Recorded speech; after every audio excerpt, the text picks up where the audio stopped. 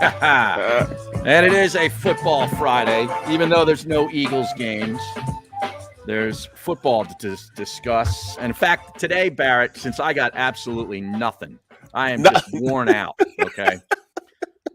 Yesterday's show was about all I had. So today, I figured I'm in this bowl game contest where you pick every game, all 44 of these godforsaken bowls against the spread. And it's a contest just for bragging rights. So I figured I would consult you, Mr. College Football himself. I mean, if you're gonna have to research Colorado College of the Mines football, you know your football. So we're gonna go through each and every game before the end of today's show. But we've got some UFO video that we got to get to at some point today. We got a great Gardner Minshew story that I was unaware of. I don't know how this slipped past me because this is not new news, but it's just something I stumbled upon this morning from yesterday's Philly.com. And we got to discuss it because it's crazy. And I don't know what to think of it. Like, I don't know if this makes me think that Minshew is a flat out idiot, or if it makes me just think that, you know, he's just so strange that he's like cooler in a weird way. I don't know. You'll figure it out once we get through it. But we got to talk about this football game last night because I went to bed on the couch. I fell asleep when it was 29-0 after the touchdown. I believe it was to Osborne. KJ Osborne caught that long pass from Cousins. And they went up 29-0. And I had Minnesota -3. We said that on the show yesterday. And I'm like, this game's over. I wake up about 40 minutes later, and Pittsburgh is back in the game. Yes. And driving. And I'm like, what in the world happened? Like, did you watch the entire thing? Yes, I did. You did? Yes, I did. I don't know what happened to Minnesota's defense. They just stopped defending the way they were defending at first, doing stupid penalties. And, you know, Barr almost whooped one of the DB's ass because of a celebration. I mean, it was crazy, man. It was crazy how that game just turned and the tides turned. But it still didn't seem as though the Steelers were really into it. You know, it didn't seem as though they were ready to go. You could tell, man, they were tired from the previous game and giving it all out against the Ravens. Yeah. They were just, you know, walking around like almost like zombies for the first half of the game. But the second half, they came out ready to play, man. And Harris, he's a beast, man. Harris is a beast. He did everything for him to try to win that game. Everything. I'm mistaken because I actually stayed up later than I thought because it was the 36 point that I saw. Osborne caught the final touchdown from Minnesota, and it was like 36-20, and I went to bed. And then I wake up later, and Pittsburgh is like driving with a possibility of tying the game. Right. And if it weren't for what's his name dropping that, well, the safety actually made a play on the ball in the end zone. We might have gone to overtime. Right. And that's insane. Claypool doing stupid stuff. Since when did Chase Claypool turn into an idiot? Right. You know what I mean? I had no idea that he was kind of like an idiot. Like, it's just saying this stuff about practice, you know, needing music. You know, and then he got benched for a couple of plays earlier in the game last night. And then as they're driving at the end, he's doing the stupid first down celebration, gets the ball knocked out of his hands. And, you know, that cost the Steelers some time. I mean, what's wrong with this dude? You know what? I mean, he's a Notre Dame kid. Yeah. I thought that, you know, that's something that they didn't do. I mean, you look at Harrison. Look at Harrison Smith. You know what I'm saying? He's the guy who made the play on the ball in the end zone, right? He? Yeah, on Freiermuth. The All-American, you know, all-world safety, straight from Notre Dame. Never did anything to anybody. You know what I'm saying? That you know, you would say that was stupid. He's just one of those All-American kids, and I really thought Claypool was the same way. Yeah, so did I. Well, evidently we don't know. He's turning into Antonio Brown. And he hasn't had a good season either. You know what I mean? Yeah. It's something in the water. They need to stop drinking out of the Three Rivers. I don't know, man. You could tell Tomlin's had it about up to here with him. He's had it up to here with a lot of people on that team, man. I think so, too. And Dude, can Watt stay healthy? Oh, no, man. Jeez, come on, man. Here I'm thinking he's going to get the sack record. I would actually like it if he got the sack record. It still pisses me off the way Brett Favre laid down for Strahan for that record years ago. It was boot. Yeah, it was a boot. It really was. He laid down. He was like, man, I bumped that. Yeah. That's no way you should get a record. No. But yeah, he's always hurt. Well, you look at it, man, and just got paid this year, and it seems like every time you get paid, you turn into like danger-prone Daphne. Everything happens to you after that, man. Danger-prone Daphne. That's a Scooby-Doo reference. Oh, okay. Wow. I was gonna say, like, I never heard of that. I never heard of that one. Yeah. Oh, yeah. And did you do the you don't have an iPhone, right? You've got the Droid. No. Yeah. Well, I have an iPhone, and they just gave it another freaking software update, like 15.01 or whatever. And I did it yesterday or 2 days ago. And now my phone is on Do Not Disturb all the time. So my wife has been trying to call me every day, multiple times from Denver, and I never pick up the phone because the phone, it automatically puts it on Do Not Disturb for some stupid reason. So I just figured out a way to turn that off. So that's why you heard that little ding there. Somebody just sent me a text. Oh, so she was pissed. Yeah. Oh, yeah, totally. Yeah. And here's the other update is I watched episode 2 of season 1 of the Formula One show on Netflix. And it's pretty good. And I actually caught myself watching practice this morning on ESPN from Abu Dhabi. I guess the final race is in Abu Dhabi this weekend. Yes. So they're doing practice laps and stuff. And I'm sitting there watching this at 8:30 this morning. What is happening to me? It's on NBC sometimes. Well, yeah, this was on ESPN too, I think, this morning. But yeah, this was on ESPN. But I'm sitting there watching it. These guys just running, laps. What is happening to me? Yeah, I love it. I'm starting to like this. Come on in. Come on to the backside. The dark side. We welcome you. The dark side is right there. We're putting you. You've now come to the backside of the moon. Yeah, you know what I mean. Now they're on the stream is saying here. Let's see. I mean, turn Do Not Disturb off. Yeah, I didn't know how to do it. I just figured out how to do it. The thing is that what I'm saying is that the update automatically turned it on. Why do they do that? They always do. And then, since you put that update on, 2 weeks from now, your phone will be obsolete. You have to get another one. What do you mean? It's going to start messing up on you. Watch what I tell you. What are you talking about? I've had this phone for like 7 years. But that's when I was told that when you update them, that after that they become obsolete. And I've updated this phone like 15 times. Oh well, that must be my kids saying, "All right, I need another phone." Yes, because they constantly are doing software updates. In fact, I notice now, like when you do, like if you go to the internet on your phone and you just want to search, the bar comes up at the bottom now instead of the top. Like they change all this stuff around. I don't know what they're doing. But anyway, I had to turn that off. Now, if you call me, if anybody's been trying to call me, I haven't heard the phone. And my wife is like, "Why is your phone never picking up? Where are you? What are you doing?" Yeah, maybe I should put it back on. Right. Yeah. But yeah, I'm watching this Formula One's crap now.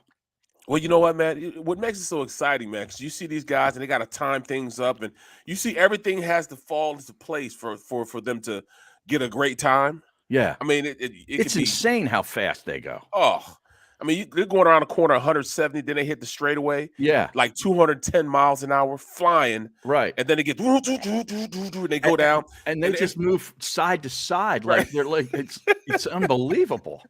And the tires come up off the ground. Exactly. In the turns. And if wind catches them, right, they fly like planes, but they just shoot so straight up in the air, man. That's how aerodynamic they are. They can't have like one little flap from being in the right place. because it throws everything off, and that drag will either take you in the air or the slow you down downforce. so much you can't do it. Yeah, man. Yeah, It's so many different factors. And then the tires, they're using all these, like they're doing these practice laps on different tires, like softer tires to like rain tires. It's crazy, man. Yeah. Now, why do they put the covers on the tires? I noticed that. Like they'll put the jack underneath the car to move it. Oh, is that what it does? Yeah, it keeps them hot. Oh, okay. The hotter they are, the more grip they can get. The more traction they get. Yep. Right. Yep. Yeah. You know, I figured that out. That's why they do burnouts. You know what I'm saying? Before they do drag races. Well, they keep those on to keep them hot. That way they don't, you know. Okay. When they get cold, they harden up, and it's hard to keep traction on. Well, that's why they're doing all this side-to-side stuff when they're going slower, right? Is to get the tires warmed up. That's exactly why. Yeah, it's pretty crazy. Now I want to go to a race. I've seen two freaking episodes, and I want to go to a race because I've heard the parties are insane. Dude, I mean, everything's insane about that F1 racing. Yeah, everything's insane. I've heard that, you know, it's like Billionaires Row when you go down there. You know, all the drivers have helicopters come pick them up, and you know their own helicopters, and they all have yachts and shit. Yep, You know, like I think the next episode on the show is Monaco, which is off the charts. Like that's rich, to me that's the best one. Yeah. I love watching Monaco, man. You mean as far as like the race course and stuff? The race itself, yeah, because it goes right through the town, right along the coast. Yeah, yeah. This is pretty. Can you imagine going that fast, going through the city? I know. I mean, it's literally down. The city is just closed down, and they race inside the city. Right. They was driving in the morning the day before the race, and now they're racing through the city. Like they got to have a good streets then to drive those cars on those streets. Exactly. Like you can imagine doing that in Philadelphia with all the potholes if they went down the Schuylkill Expressway in a Formula One car or Broad Street. Yeah. Jesus, Delaware Avenue. Good, you know, but that would be kind of cool though. You know what I'm saying? Because the scenery that you have right there, man, is amazing. You know, the river right there and everything. I mean, that's a pretty good looking spot in Philadelphia. Mm-hmm. If you were racing, you go around the museum, have the track go around the museum, go down, go, you know, Schuylkill all the way around. Well, the bike race, I don't even know if they still do the bike race, but the bike race, that's where they finish. That is, man, that's big time, man. Yeah, that is big time. So let's put it in our bid for our city to have a race. Forget going to Indianapolis or Daytona. Well, all right, that's my question too. I'm glad you brought that up. What is the difference between the F1 and the Indy Car? Well, F1 is the European circuit. Indy Car is here in the United States. Are they the same cars? They're basically the same cars, basically, but you get there's more refinement in the cars over in Europe because they take it a lot more seriously in racing over in Europe as opposed to here. Like Indy, they did have a F1 race here at Indianapolis. Okay. At the Brickyard, in Indianapolis. All right. I don't know if they do it anymore, but they did have one there for a short time. So I mean, that's like the Mecca. The Mecca is going over to Europe and ride, especially like going to Italy and stuff. Okay. That's all they do, man. Like Ferrari. I mean, that was like big time. Ferrari wanted to go buy. I mean, Ford wanted to buy Ferrari. Right. And he didn't I saw the movie because of that's. I mean, it's even worse than that. That was a great movie. Great movie. Great movie. But you know, they take it so seriously there that they let Fiat buy them instead of Ford buy them. Because they wanted to keep it in Italy. Yeah, they wanted it to stay in Italy. Yeah. Now, like, because the IndyCar stuff, like if you're just, you know, going around on a track or whatever, that's kind of boring to me. Right. You know, F1, they just and there's F2, isn't there? Isn't there an F2? Man, it goes all the way. There's like a sub level of this, right? Yep. You got to go through the rankings, just like you know, it's almost like baseball. You got farm leagues, you got this. Right. It's the same one with superbike racing. Superbike racing is the same thing. That's so big time over there, man. Valentino Rossi and all those guys. What are you talking about? Motorcycles? The Hayden brothers. Now? Yeah, motorcycles. Okay. Yeah, the motorcycles. The Hayden brothers when they were racing. This is all back. That's when I used to watch motorcycle racing back in the day. What is that, like on a Ducati? Racing. Yeah, Ducatis. And Suzuki was a big, a big company also. You know, the Asian cars, you know, the Asian bikes are always right in the mix of it. You know, Honda, Suzuki. You know, it's funny, man. You know, you go watch that stuff, man. And you look at how their pits are. I mean, it's so many advances that you see over there. Crazy. Yeah, it's pretty nuts, man. I'll tell you. And the way those guys just sit in that car with that steering wheel, like right up on them, Yep. And then the other thing that I noticed, like if they hit the wall, like that throws everything on the car off. Yep, everything.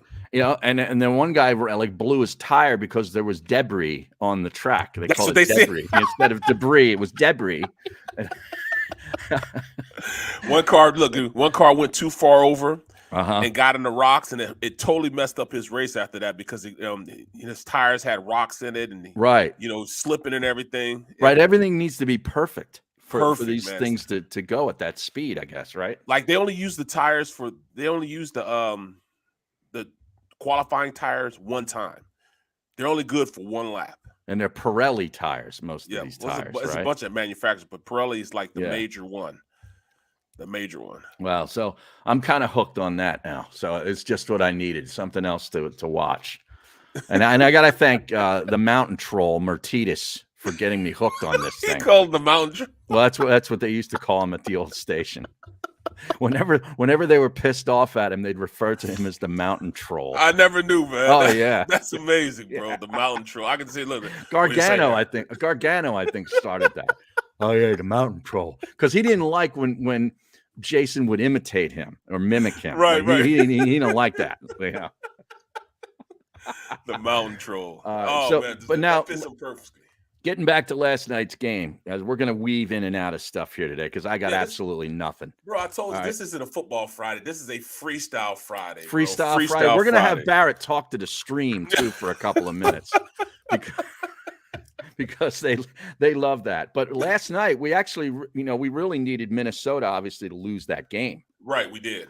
Because now I'm looking here at the standings, and of course Eagles on a bye have now slipped down to number 9. They have the same record as Minnesota, but they don't have the tiebreaker over Minnesota. Exactly. According to this, Minnesota wins the tiebreaker over Philly based on best win percentage in common games. Yeah.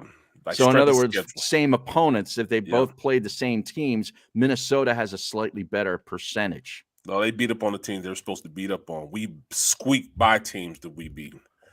That's the difference. Wow. We've only beat up on one team, and that's the Jets. Right. That's the only team. Well, and that was with Minshew. Falcons. Yeah. Right. Right. Oh man, yeah. Because now San Francisco is number 7, so they're the final playoff team as it sits right now. Washington football team is 6. So we need Dallas. We got to cheer for Dallas. I saw that Sunday. I know. I said, "Can you cheer for Dallas 610?" I can just hear it right now. Oh my God. But Washington's in at 6, San Francisco 7, then Minnesota 8, Philly 9. So yeah, I guess you have to root for Washington to lose. Right. Well, that's gonna be tough, man, because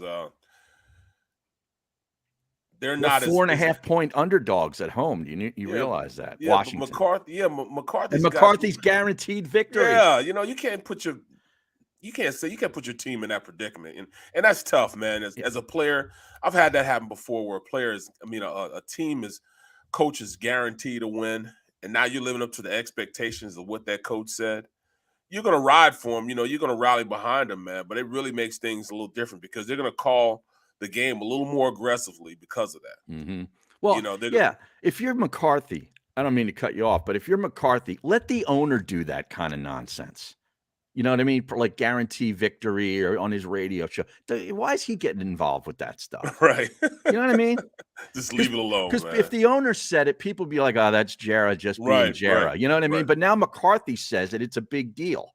Well, now it's a headline on ESPN on the crawl at the bottom of the screen. And plus, he's just getting back from being kind of irrelevant with COVID and everything, and he's saying stuff. He shouldn't say anything, man. He should just be quiet, bro. Right. Just be quiet. Just go shave your stupid beard and shut your mouth. Exactly. Yeah. Oh, hey, look. Speaking of the stream, Colin Berger, he said he worked with a guy, I remember Barrett Brooks always. Yes, I used to hold a little bit. I didn't call it holding. I call it holding. You know, I was just finishing the block. Oh, you know no, what wait I mean? a second. Burger's buddy is ripping you? Yeah, man. But I mean, I know Collins stepped up for me though, so I'm not even worried about that. I'm sure he He did. might have gave him a right cross or something, man. Right. You know, that's my right, guy, right. man. You know, Right. we go down together. You know what I'm saying? We Yeah. make things happen. Yeah, and the sad news found out this morning. Demarius Thomas passed away. What is that, man? They said it's from well, he had a medical seizure. reason. He had a seizure? He had a seizure, apparently. That was an effect of a car wreck that he was in a couple years ago. Wow. Unbelievable. Yeah, and he died of the seizure. I mean, he's like in his mid-30s or something. Right. I mean, a really good dude too. He's one of the really good dudes that you know, that I've met. You know, to be a superstar. He was a really, really good dude. Really where did you meet him? Actually met him in Carolina. Okay. He was in Carolina. I forget what it was for, man, but I did something in Carolina. He was there. And I met him there. You know, he wasn't playing for the Panthers or anything like that. We just our paths just crossed while I was in North Carolina. You know, we were in what was it? Didn't he go to Georgia Tech? He went to Georgia Tech. Yeah, I think he was a Georgia Tech guy. Yeah. But we were actually in we're actually at we were taking some tests at was it one of these medical things too? Yeah, for the NFL? Yeah, for the NFL. Yeah. That's exactly what it was. Yep. Yeah. Okay. So it was like a concussion thing that I was going through, and that's where I met him at. That's where Joey B says that he ran into him, met him a few times. A really nice guy. He was only 33 years old. Come on, man. That's incredible. He just retired last year. I know. He was with the Jets too, wasn't he? At the end, was it for 1 year? Yeah. For 1 year, you know what I'm saying? He's like, man, if I got to go to the Jets, I got to get out of here. Hey, man, their money's green. I know. You know what I mean? Sometimes, you know, you just can't. Sometimes you just got to know when to say when. When you're at the Jets, you know, your career is basically over. It's over. It's over. As an aging veteran. Yeah. I had two guys that I knew went to the Jets and they ended up retiring when they got there. You know. Well, now watching Faneca. Oh yeah, Faneca was Hall of Famer. Yep. Now, having watched last night, do you agree that Ben Roethlisberger, this should be it? I agree, should be it. Yeah. But they didn't help him out, man. That offensive line sucks. They stink. They can't read the blitz. They can't see. They didn't protect him at all, man. He got his head. He got hit. Oh man, he got sacked so many times. You know, you know that wasn't even fair, man. You know, and he comes to the sideline. He'd be looking at the head coach like Tom, he yelled at the coach, didn't he? Right. He looked at Tom like, "You see what's happening to me? Right? Do you see this? You know what I mean? We're supposed to have that picked up. How do we not have that picked up?" And then he went over to the group of players and he yelled at one of them and then walked away. Right. He was pissed. Yeah, I mean, and the reason why he wasn't looking at that guy because he was protected in the protection. I sent you a text. Yep. Was it Najee Harris's fault? Because he looks like he just let the guy go right by him. It was between Najee Harris and it was between the right guard. Okay. Both guys lunched on it. Either one of those guys should have picked him up. You know, I don't know which one because I don't know exactly what the protection was. Yeah, I don't know. But just looking at it, they slid. So evidently it was a 6-man protection, which means, you know, the running back's going to stay in. But I didn't know where they called the mic on that. You know what I'm saying? Okay. Because if they called the mic, that meant that the line would have the mic, and that was the safety that came in and hit him.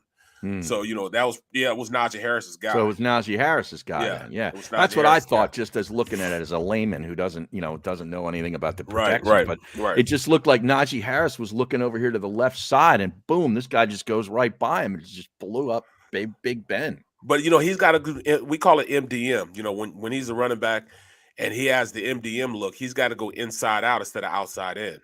Yeah. Inside, that's the quickest way to the quarterback. So in 6-man protection, you get the mic. Once they called the mic out, that right guard had the mic. Well, if you look at it, that play, the linebacker came up. That's who he had, but then he buzzed out. The rest of the line slid the protection to go out and pick up the guy on the outside.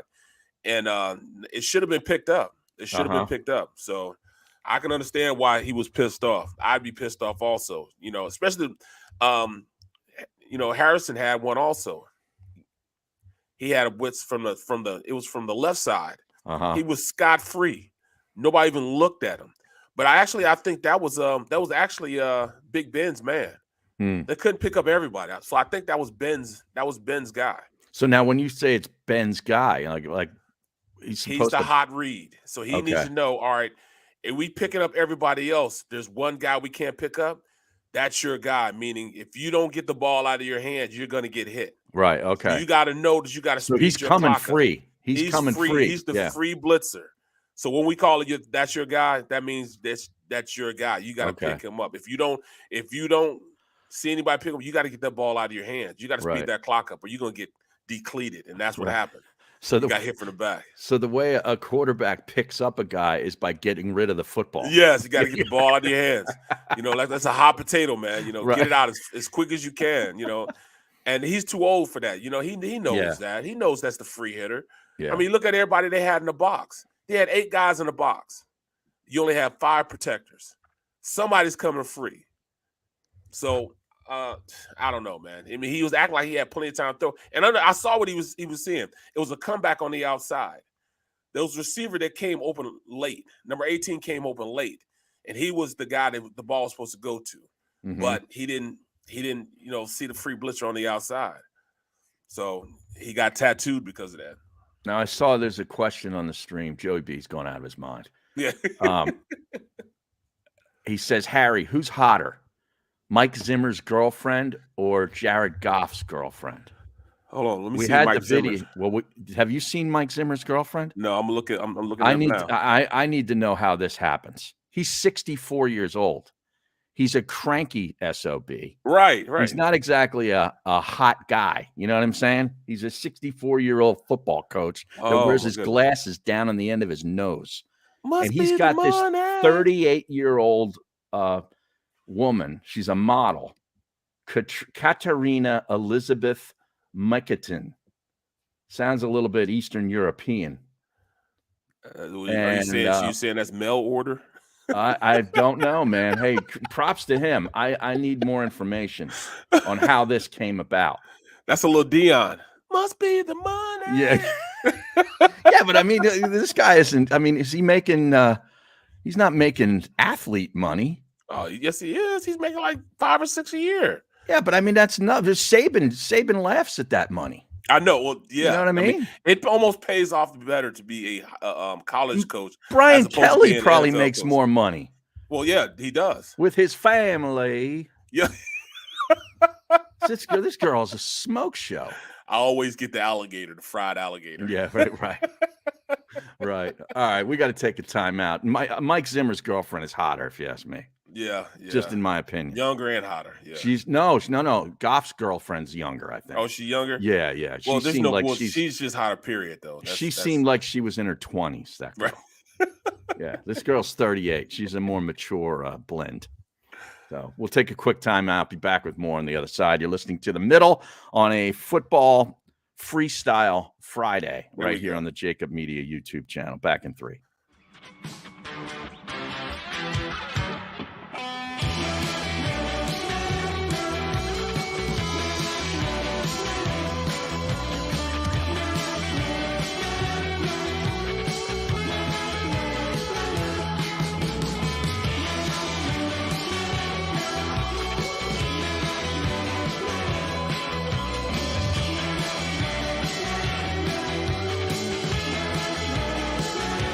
At Stateside Vodka, every new customer gets the world's best rocks glass, free.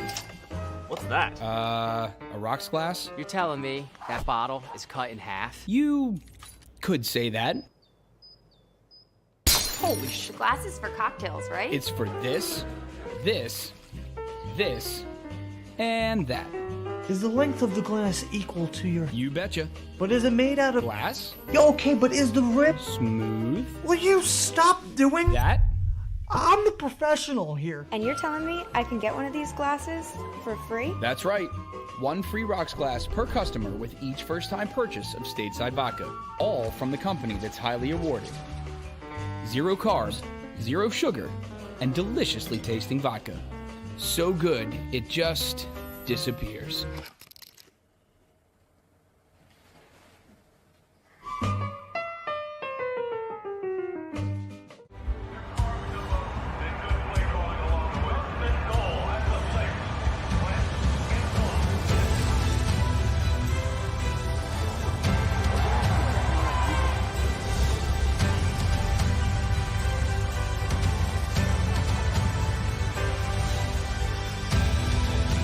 field of life, First Trust Bank is there for you.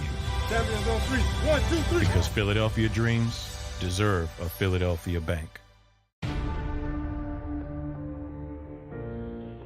When it comes to the fight against insurance companies, large corporations, and the healthcare industry, injured victims are always the underdog.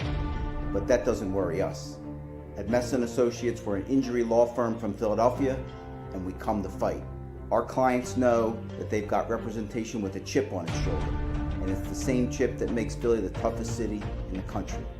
Call 215-568-3500 or visit us online at messalaw.com. Messa & Associates, the toughest injury firm in Philadelphia. Go for the midnight dares. Go for the game. Go for the hits. Go for the fans.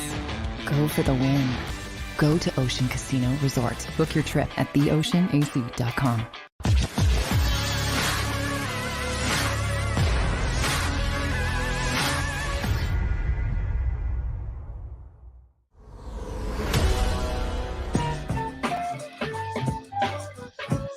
Welcome back to the middle. Football Friday of sorts. Barrett Brooks and Harry Mays. And the stream wants Xander to go get some pictures of both, I guess, Mike Zimmer's girlfriend and Jared Goff's girlfriend and do a compare side by side. Yeah. So if he can handle that, that would be great. Because we've also got the video of the UFO video that we have to put up here at some point. But let's just pick a couple of games here in this College Bowl challenge that I'm in, Barrett, and then we're going to get to this Gardner Minshew story. All right, here we go. Here's the Google image search of Mike Zimmer's girlfriend. Wow. Okay. Now we could get the one since Goff's girlfriend is in a bikini. We should probably get this girl in a bikini. There's a couple of shots here in a white one I see. Should probably pull one of those up. Boy, there's a lot of pictures here. There we go. All right, now she's 38. Now, I don't know if she's 38 in that photo. Okay. Wow. The stream seems to be favoring Goff's girlfriend. I'm on that one right there. No, I'm on the opposite side of the stream this time. Yeah, me too. All right, now here's Goff's girlfriend. We saw the video from earlier in the week. She was actually on the beach doing a bikini shoot, I believe. She's very attractive. Don't get me wrong. Right. And you can't lose. She's younger. Yeah, there's no losing here. Right. There's no losing. It's win-win. Right. There, that's from the video that we saw earlier in the week, the one on the upper right there. Well, see, she looks kind of she looks. She's just at the beach. She doesn't have makeup on probably or anything, you know. So, now look at her with the makeup and everything. Yeah, she's great. Dolled up. I like the idea that the other one's 38.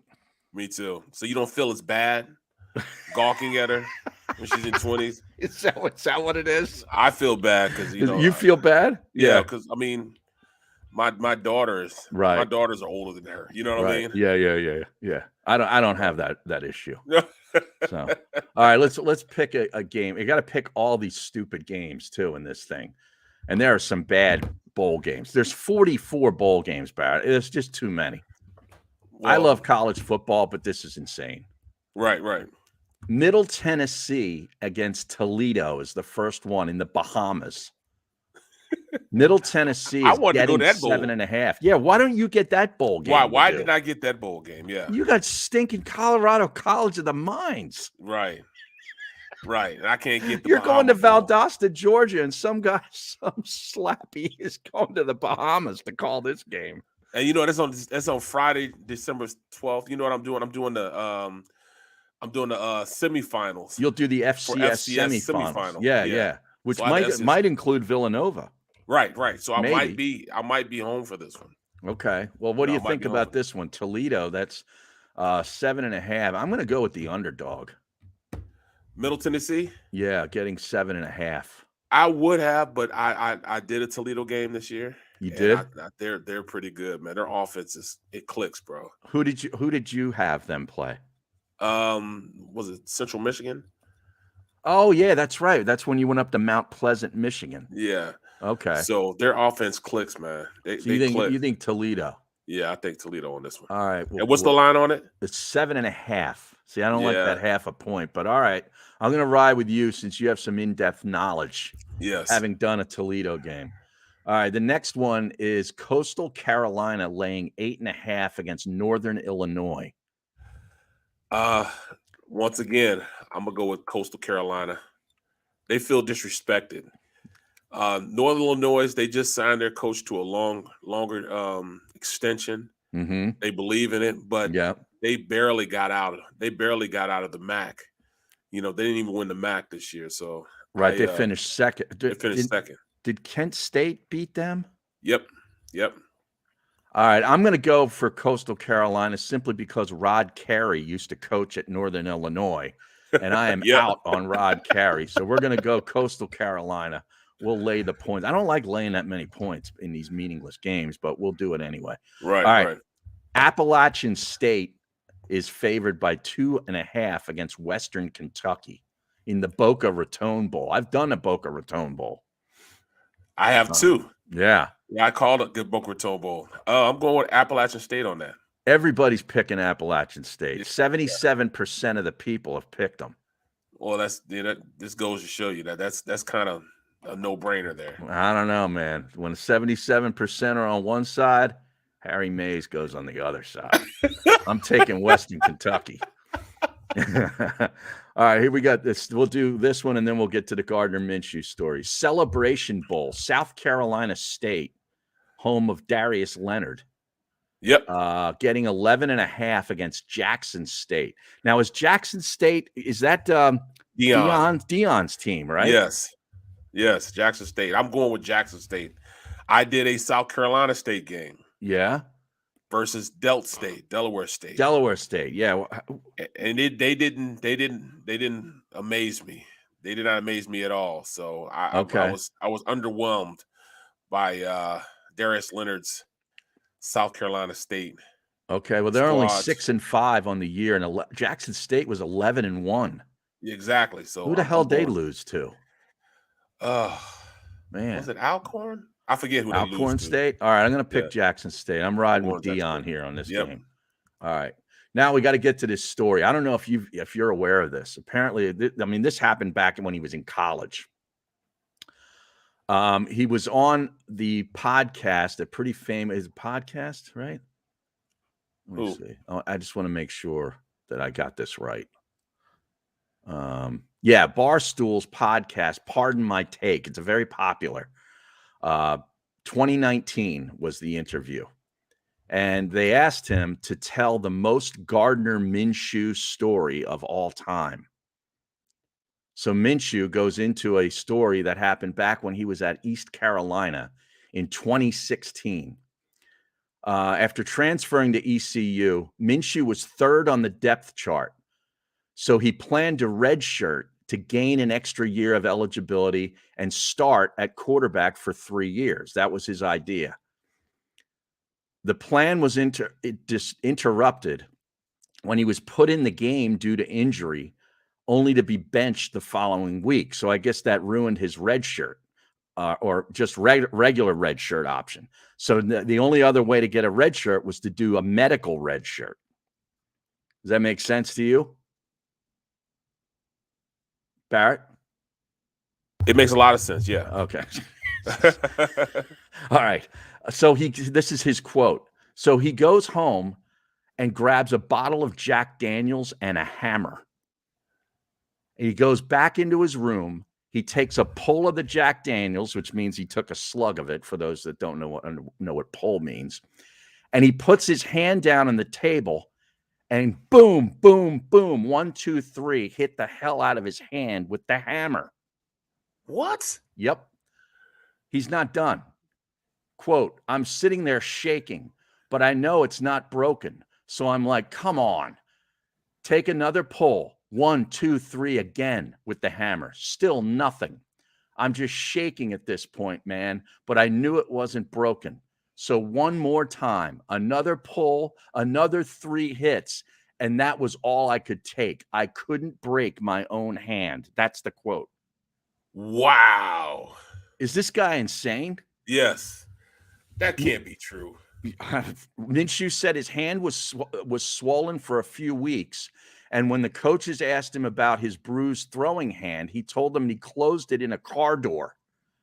But despite the injury, he ended up playing 7 games that season, including 2 starts. Now, had he broken his hand, he may have never had the chance to transfer to Washington State, where he threw for 4,700 yards and was ultimately drafted by the Jags in the 6th round of the draft. Wow. He threw for 4,700 yards in one season. Yeah, Dillard was Washington his quarterback. State. Andre Dillard was his left tackle. Yeah. Right. 4,700 yards. Yeah. Wow. No wonder he can't run block. I had to go left-handed with the hammer trying to hit the right hand. It's a lot harder than you think. Dude, this guy is insane. I don't know whether to say like massive respect for being such a nut or you're an idiot. Well, I think he's an idiot. That's crazy.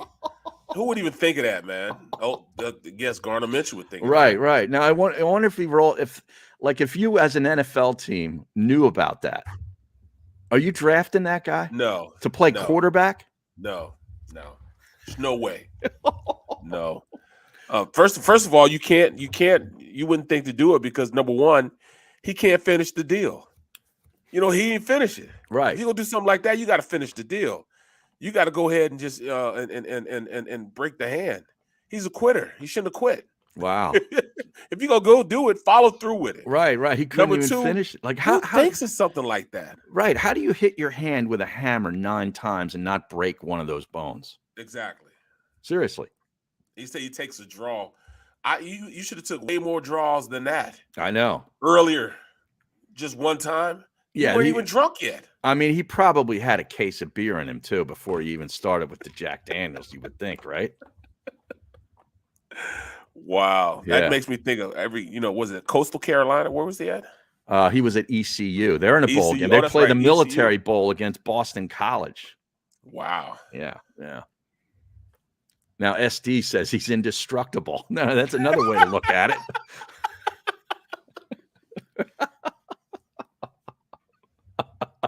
That's a good way to look at it. Yeah, that's in Philly.com. I'm not making this up. I found it this morning. It was actually in yesterday's edition of Philly.com, published December 9th, 2021. Rob Tourneau had it. I'm sitting Harry, I'm sitting there looking at my hand. Yeah, I know. I couldn't hit my own hand with a hammer. Me neither. Not intentionally. No. And if I'm going to hit it and I'm going to break it, I'm not going to suffer through 9 more hits. No. If I couldn't do it the first time, I'm just not doing it. Right. It's one and done. Yeah.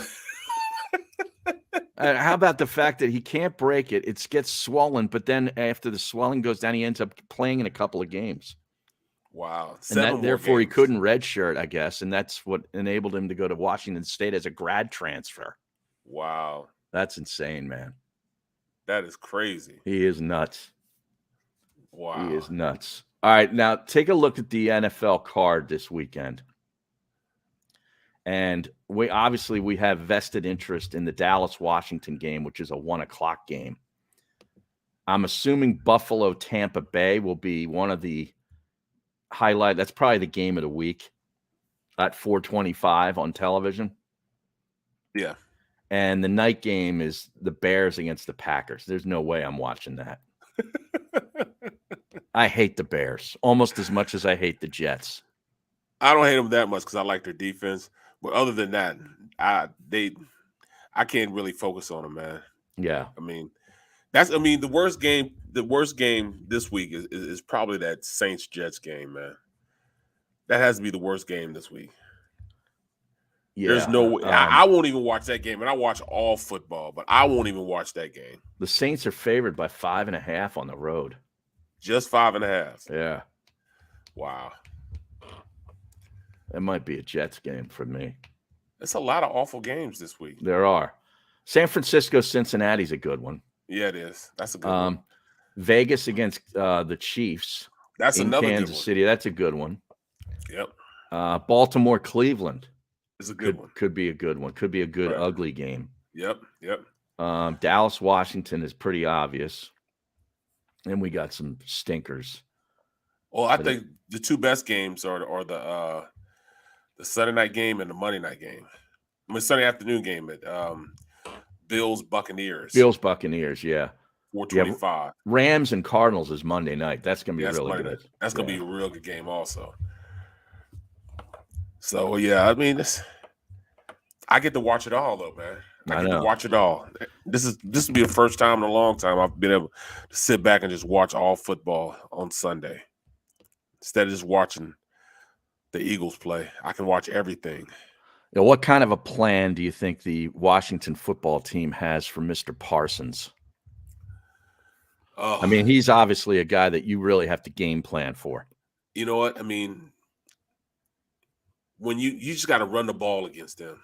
Mm-hmm. They're just gonna have to run the ball, man, because there's no way Heineke can especially pass against their secondary. Mm-hmm. Like, you try Diggs will make you pay for it. Right. And I think I think Randall's back also. So, that's just another guy that can pass rush. Well, Gregory. Yeah. Yeah. He's back. And Lawrence, Randy Gregory's of course, is back. Yeah. They're getting healthier on the defensive side. So, that's going to be a tough game. I can't see them doing anything but running the ball. They won't be able to pass the ball against them. So it's going to be a pretty big win total also. I think they totally annihilate them. You think Dallas annihilates them? Oh, yeah. They beat them by double digits. Easy. Washington won. won 10. Washington won both games last year, but Dak didn't play in either one of them. Right. That was a totally different team, right, that they have. See, that just goes to show you how much of an impact Parsons has. Right. Michael Parsons is an unreal player, man. He affects the game in so many ways. They can put him in rush in, he's going to affect the game. He's going to play linebacker this week, mm-hmm. and they're going to blitz him. They'll move him around too. He can do where you can't put a bead on him because you don't know where he's going to end up at. Right. So he can do even more damage. Yeah, when he was taken in the draft by the Cowboys, I'm like, oh boy. Exactly. I was pissed, man. This is going to be a guy that we're going to have to contend with for in the next 10 to 12 years. He's going to be a problem. And he's been everything. He's fit the build. Yeah. And I mean, every year I go into this thing like we need to find a linebacker. We finally go get Parsons. Parsons is a guy that, Penn State guy. We love Penn State guys. Let's go get Penn State guy. And we don't get him. And look what he's doing now. I mean, it's unreal how good of a player this guy is. Yeah. There's one time that I said, let's get this linebacker, and it hasn't worked out. And that's for Devin Bush with the Steelers. Right. He is so underwhelming, man. Mm-hmm. Out of Michigan, I thought he was going to be great. Ran from sideline to sideline. He's a little undersized, but I was looking to see he's going to be like a Sam Mills type of player. Right. I thought he had those instincts and that he was just going to be, laying people out. He has done nothing. They are so mad they traded up for him. I'm so glad we didn't get him. Well, he has done nothing. The reason you thought he was going to be good is because the Steelers picked him. They rarely make a mistake like that exactly. with defensive players, especially linebackers. But even then, I still, when I broke down tape on him, I looked at all the things that he could do. He could cover. Mm-hmm. He could, he read blocks well, man. He would go make plays. He was making, tackles behind the line of scrimmage all day, man. I was like, this kid is good. But he's done none of that at the next level. Spent all last year, he was hurt. This year, he's been underwhelming. Mm-hmm. I'm glad we didn't pick him up. One of the true players, I'm saying, all right, I didn't have the right talent evaluation on that guy. Right. Because he has done absolutely nothing. Yeah, now they point out on the stream, Philly fan says, well, we got Devontae Smith with that pick. Who would you rather have? Ooh. I'd rather have Parsons because I can get somebody that's similar to a Devontae Smith in another round. I don't trust Howie to get that guy, but right. I mean, Parsons is a game changer on defense, and this team sorely needs one. You take him too, right? Oh, there's no question about that. Yeah. There's no question. That would have he would have totally changed things around on the defensive side of the ball. And I really think that Hurts could still run the offense without Smith. You know, because Smith has disappeared the last 2 games, and we won this one. We lost last week, though, but week before last. But right. Parsons just puts your game at another level. You see how good games over, like right. You know, now, you see what T.J. Watt has done, right? T.J. Not T.J. Watt, but T.J. Edwards has done. In the past 6 weeks, he is balled. He has changed the outlook on how they play defense. These last 6 weeks from the way he's playing, they can do a lot more with him. Imagine having him and Parsons in there. Yeah, he would rip teams apart, man. Straight rip them apart. Now, Eddie Edwards asked a very good question. Would the Eagles use Parsons like Dallas? Well, he's the type of player that they would find a way to make him a viable threat against any type of, because we wouldn't have had we don't have BG now, so he'd have been right there at defensive end playing BG's position. So yeah, we would have done that. He'd have just been a pass rusher this year, as opposed to him being a linebacker and a pass rusher for Dallas. So yeah, I think we would have. It's a fair question, though, right? Because could they coach him into being what he is in Dallas? That's what it, right. In all actuality, that's what he's asking. Right. Do we coach players? And that Dallas defensive coordinator is pretty good. Well, yep, you're right. Yeah, he's made a difference too. He's made a big difference. Yeah, it's not just Diggs. Diggs leading the league, and he got 9 INTs, bro. Yeah. Whatever he did, whatever stuff he put in the water, Diggs and Parsons is having a heaping and helping of everything that he's given them. They've learned how to play the game, man. He had. Did you say he has 9 interceptions? Oh my goodness, he does. Yep. Wow. And he had 3 as a rookie. Right. And he has 2 touchdowns this year too. Yep. Game changer. Yeah. Game changer. Now he got most of those. Well, he had a touchdown, or he had an interception every week for the first 6 games. Yep, 6 games. He had 2 INTs against us, I think. No, he had 1. He had 1? A pick 6, apparently. Oh, yeah. Well, all right. I'm sorry. A pick 6, though. Right. And then he had 1 against the Patriots, too. He had 2 interceptions against the Panthers. Man. Yeah. That's pretty all you incredible. Needed that one coach turn things around. Mm-hmm. That one coach. Yeah, 2 players and a coordinator. Yep. Have totally changed Dallas's fortunes. And now, as we say, they're getting healthier as the year goes on defense, too. So last year, every player they picked last year in the draft was a defensive player. Dallas? Yeah. Because I know the Panthers a year ago took all defense, too, in their draft. Why can't we do that? I wouldn't mind doing that this year. Bolster up the defense. You know what I mean? Get at least make one side excellent. Game changing. It'll give you a shot, man. I mean, those 2 players made that defense a game changer. Michael Parsons and Stephon Diggs. Mm-hmm. They already had DeMarcus Lawrence. Right. He's healthy now. Watch the difference he makes in how they play defense. Him being back and having Randy Gregory back, they're gonna light that Washington football team up. Yeah, they took Kelvin Joseph in the 2nd round, a cornerback. Yep. And Osa Odigizua in the 3rd round, defensive tackle. He starts, doesn't he? Yes, he does. Yeah. Chauncey Golston in the 3rd round, a defensive end. Mm-hmm. Another cornerback. Man, they had a bunch of 3rd-round picks.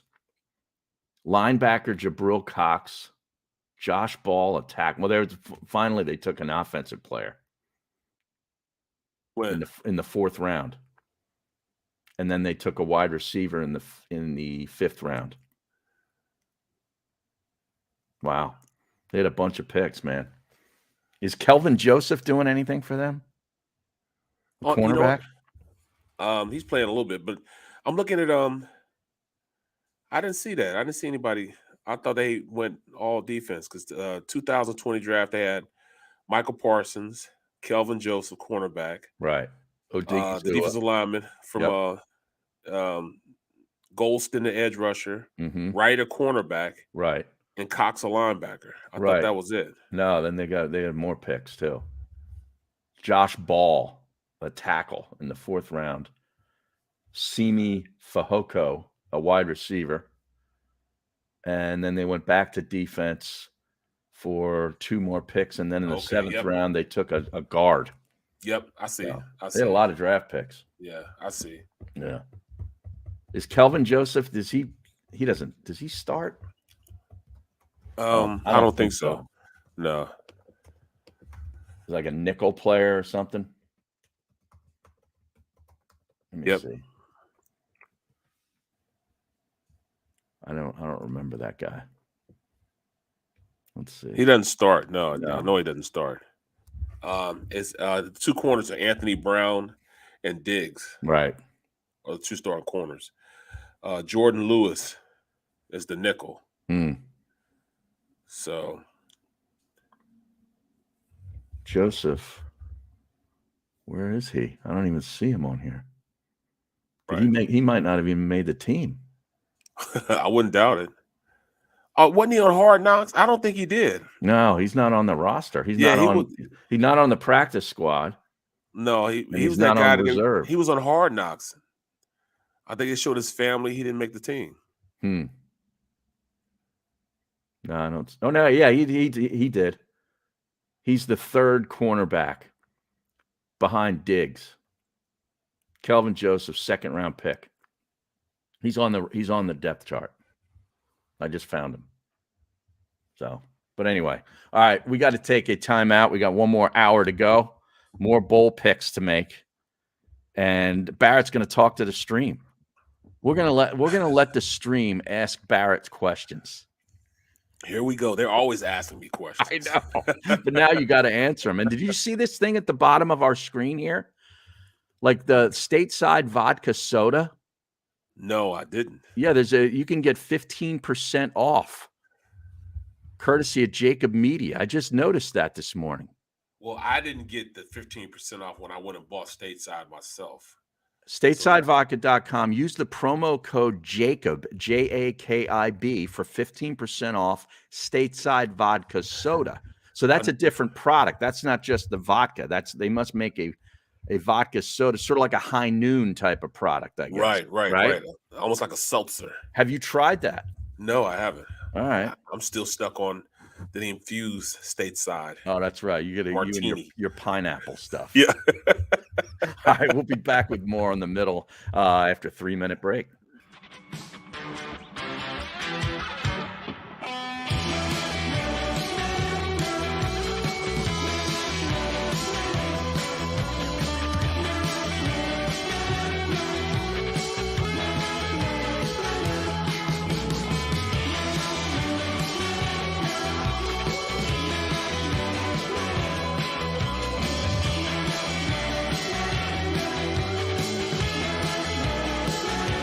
At Stateside Vodka, every new customer gets the world's best rocks glass, free.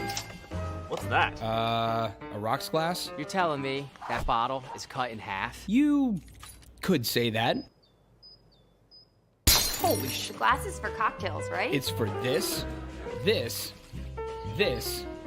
and that. Is the length of the glass equal to your... You betcha.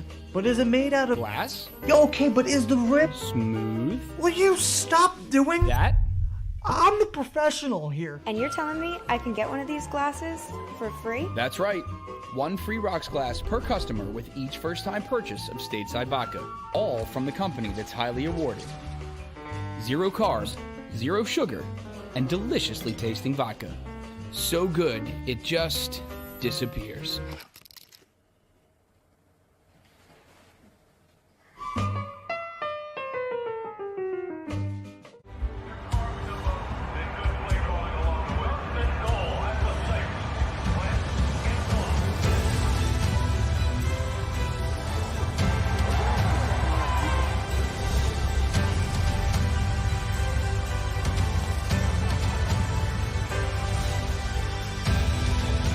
field of life, First Trust Bank is there for you.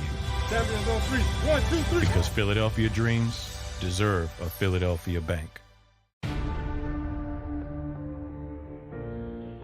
When it comes to the fight against insurance companies, large corporations, and the healthcare industry, injured victims are always the underdog. But that doesn't worry us. At Messa & Associates, we're an injury law firm from Philadelphia, and we come to fight. Our clients know that they've got representation with a chip on its shoulder, and it's the same chip that makes Philly the toughest city in the country. Call 215-568-3500 or visit us online at messalaw.com. Messa & Associates, the toughest injury firm in Philadelphia. Go for the midnight dares. Go for the game. Go for the hits. Go for the fans. Go for the win. Go to Ocean Casino Resort. Book your trip at theoceanac.com.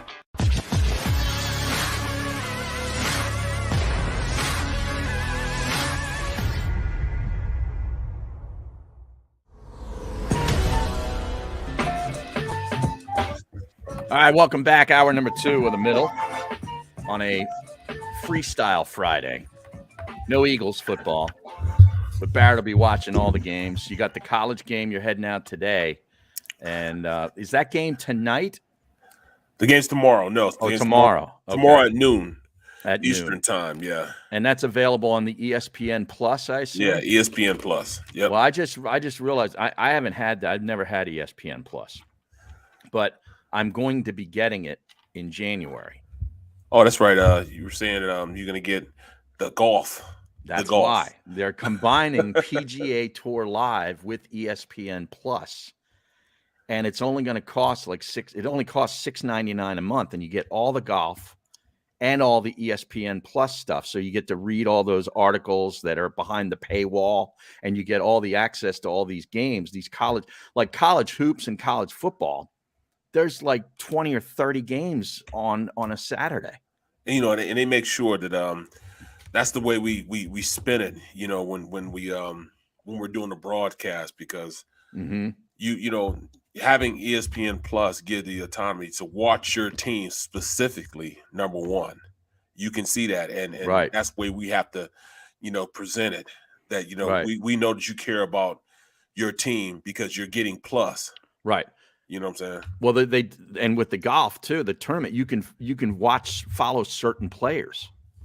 Oh, can you? Like let's say you bet it, and that's why they're doing this, because betting is just it's being more prevalent, and when you're watching a tournament and you have money on a certain player, you want to watch him hit every shot. Exactly. Right. Exactly. So that's going to start in January, and then they have a special offer I saw where I'm going to probably do this too. For $13.99 a month, you get the ESPN Plus, everything, PGA Tour Live, everything, and you get Disney and Hulu. Now, there's a lot of programming on Hulu. No question. Because my mom has it. Well, the Hulu and Disney. I watch a lot of Disney. Disney's not just cartoons and stuff. Well, I know Disney, that Beatles documentary thing is on Disney. Exactly. That I would definitely watch that. But what else is on Disney that would love everything? All the Star Wars on Disney, all the Marvel comics is on Disney. Yeah, I'm not watching that. Well, I mean, stuff like also National Geographics. All the National Geographics is on. National Geographic. Yes. What are you watching? Like antelope and caribou running all around of the Yep. Now, what's going on at your house? Something's happened. Somebody walked into the room. No, I was going to turn on Disney to see what was on it. This is how I do it. I thought the dog came in or something. No, forget that dog, man. She's with her mom now, so let her stay. Oh, yeah? Yeah. Well, yeah, the boss lady came back, so now you don't have dog duty anymore, right? Leave me the hell alone. Now, She just turned her cheek up at me. She don't even look at me anymore, bro. Is that right? She was my ace for like 3 days, 3.5 days. Right. Because she needed you. She needed you for 3 days. Now she don't need you anymore. I feel so used and violated too, man. I know my place in the pecking order in this house for her, man. Right. You know, I fed her and everything. Fed her, gave her a bath. You know, blow dry. I blow dried that dog. Man. You did? We were close. Yes, I blow dried it with a real hair blow dryer. Yeah, and brushed while I was blow drying. Get out of here. Yeah, man. You're like a dog groomer. Dog, I was the dog whisperer for 3.5 days. Now, she don't care. Yeah. But yeah, man, they got wicked tuna on this. Okay. Hawkeye's a good what's good Hawkeye? Show. Hawkeye's a show. Hawkeye's the guy that with the bow and arrow on Marvel Comics. Oh, and he has an ace now. Spider-Man, Marvel, all the Marvel stuff is on here. Right. Pixar, that's cartoons. Yeah, that's the animated stuff. Yeah. Right. Let me see what else. I don't know. The only thing I'm watching that you've mentioned is the Beatles thing. Turner and Hooch is a Turner and Hooch. Yeah, they got it's a new series. Oh, it's a series. It's not the show itself. It's the new series. Okay. But hey, look, like National Geographic's had this Welcome to Earth, and this is with what's his name? That's Will Smith. Will Smith, where he goes around all places in the world with nature and stuff. Yep, Yeah, that actually looked pretty cool. They got Have you seen any of that? No, not yet. I just recently started seeing the commercials and stuff for it. Mm-hmm. Then the world, according to Jeff Goldblum, Life Below Zero, Growing Up Wild, Growing Up Animal. Mm-hmm. You got everything, man. Port Protection Alaska. They got a lot of stuff on this, man. Just that alone. Gordon Ramsay, Uncharted. Oh yeah. Lost Cities. So I watch it a lot, man. I do watch it a lot. Now, Alexander Freeman says here on the stream that stateside tastes so smooth it just disappears. Yes, it does. Right, Barrett? Yes, it does. So smooth. You got to watch yourself, man, because you start drinking, you're like, this is nothing. You drink it, next thing you know, you're 3 shades to the wind. Right. What's it, 3 shades? What is it you supposed say to be? Shades, it's sheets usually. 3 sheets to the wind? But you've taken it. Shades, man. I mean, you've made it your own thing. It's shades. It's my thing. It's my thing. Yeah. All right. Now, there was a question back here. We go. PSU Iverson. Ask Barrett. Would you go all in drafting defense this year and try to build the offense in the manner the Ravens have around Lamar with Hurts, knowing that he can't win passing alone? That's a big question. I would build the defense, period, because the lack of playmakers in it. Yeah, you just don't have the studs you need on that side of the ball. They've drafted offense in those top rounds so many times, and they haven't reaped any of the benefits of it. Let's try something new. Mm-hmm. Let's go with the defensive side of the ball. And as for Hurts, we still don't know if Hurts can or can't do it, man. Right. He still has a lot of work to do, but I think he's okay, man. I think he's a lot better than what people give him credit for. He's learned how to become a passer, not necessarily a pocket passer, but a passer. Mm-hmm. He wasn't a good passer when he was at Alabama. He goes to Oklahoma. He learned how to be a passer. Now he has to go in and learn how to read defenses and become a more efficient passer, meaning, throw guys open, things of that nature. So all right, he can do that.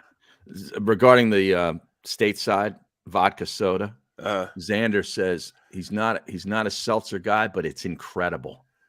See, you know what? I got to make it happen. I got to make it happen. Because the reason I that jumped out at me is because I know you went over there to get the vodka. Yeah, I had to go over there myself. Right. I had to go get it. Right. You had to go get it. It's worth it though. You know what I'm saying? Stateside is worth it. Right. I used to be a Tito's guy. Right. Tito's, great quality. Mm-hmm. And it's a great price. It's not like Grey Goose. Grey Goose is too damn expensive. But it's not as smooth as stateside, the Tito's. It's right? not as smooth. No. Kettle One, not as smooth. Right. Grey Goose, not as smooth. All those Belvedere, not as smooth. Right. And that's expensive too. Right. All those are very expensive. But stateside is a smooth. It goes down. You just have it, you know what I'm saying? You can even drink it neat. Mm-hmm. You know what I mean? You can even drink it neat. Like without ice. Yeah, without ice. Yeah. So, it's a good product, man. You put that, it just so happened. Put that bottle in the freezer, and then you can drink it neat. Yeah. See, all right. That's next level. John Dickerson says, ask Barrett, since you're from St. Louis, what is your take on toasted ravioli? Toasted ravioli. Sounds good to me. I mean, I've eaten toasted ravioli. I mean, but it's not something that, toasted ravioli, that's big around the stadium, you know what I'm saying, down there where Busch Stadium was, Oh, okay. It's like, it's a bunch of Italian restaurants and stuff around that area, and they specialize in stuff like that. It's not like you can go just get, you don't get White Castle when you go to a baseball game. You go and get the toasted ravioli at the baseball game. You go get the lasagna, man. I don't know what it is about that, but that's just what they do down there, man. So is that's like a St. Louis kind of thing then, huh? Yes, that's a St. Louis thing. That's just like, Chinese food also. Chinese food in St. Louis is probably the best in the country. Yes. Really? Why is we that? are known for, I don't know, man, but their fried rice is, oh my goodness, it's amazing. It's amazing. I had my mom dry ice and ship me fried rice all the time. Or if somebody comes and visit me from the Midwest, oh, they better have some fried rice. And we call it, and also it's a sandwich called a St. Paul. Give me a shrimp St. Paul. Unbelievable, man. It's egg foo young, but it's on a sandwich. Wow. With lettuce and tomatoes. Eddie Lacy probably hangs out in St. Louis then. Right. He loves that China food, he called it. Yep. You remember that? Remember that years ago? Exactly. And I'm telling you, man, it's world renowned, man. It's world renowned. 91 LSXers is on it too. Eddie Lacy would beg to differ.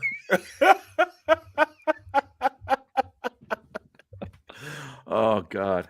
I love that. Yeah. He was tweeting about that years ago. Back in when was this? This was back when I was on the other station, because I know we talked about it. Yeah, no, he Guns craves 350, the best Chinese food it has to be in St. Louis. I'm telling you, man. Anytime you go to St. Louis, make it a point to go to a Chinese food restaurant. Mm-hmm. It's amazing. It's definitely amazing. I keep craving China food, says Eddie Lacy on his Twitter. He keeps craving China food again. Who wants to bring me some China food? I went through these. I remember doing this years ago. I forget who I was working with. I think it might have been Mertitas. We had a blast with this. This China food I'm about to go get, though. Off to get some China food. Even back in the crib for the night. Oh my God. China food time. That's another tweet. Dude, he loves himself. He gained like so much weight. You remember how fat he got? Bro, he was the size of a D tackle. He was like 280. He was the size of a D. And man, I thought he was gonna be so good, man. I know. I thought he was gonna be so good. Didn't he go to Alabama? Yeah. Yep. Yeah. Alabama running back. Yeah. Yep. Yeah, because there was a time there where Alabama running backs, you were like, man, I don't know, they don't play so well in the pros. Remember the guy that went to Richardson? Richardson. Yeah, he was a bust. To Cleveland. Yep. Right. You're absolutely right. And then did he get drafted by Cleveland? Because then he ended up with Indianapolis. I think they traded for him. Yep, they did. And he stunk there too. Yep, exactly. And I thought he was going to be good too, because in college he had a monster year, his final year of college, man. They all do. Yeah. And Lacy was kind of he might have had a good year or two, but then he got heavy. Yep, they all did. I think Ingram was kind of the guy that changed all that. Like when he had won the Heisman and he came out, he's still playing. Yep, Trey Sanders he was pretty good. Uh-huh. They had a whole bunch of running backs come out. Like one guy named Blue, last name Blue or something like that. Yeah, I don't remember him. But man, can't stop thinking about eating China food. SMH, he says. I mean, there's tweet after tweet after tweet. And he gets like 2,000 retweets on these stupid tweets. I swear. Bobby Humphreys. Oh, yeah, that's right. I'm about to go get some China food. 1,700 retweets. I got to start tweeting about China food. Now, where is he from? Where is he getting his Chinese food from? Well, I think this was when he was in Green Bay. Wow. Yeah. 2,221 retweets. Can't stop thinking about China food. Are you serious? I want China food. A lot of it. 3,000 retweets. I would have retweeted that. Barrett, man. you got to start tweeting about like stateside vodka and China food. People start retweeting your stuff all over the place. Stateside vodka and sliders. Right. White Castle sliders. White Castle sliders. Oh my goodness.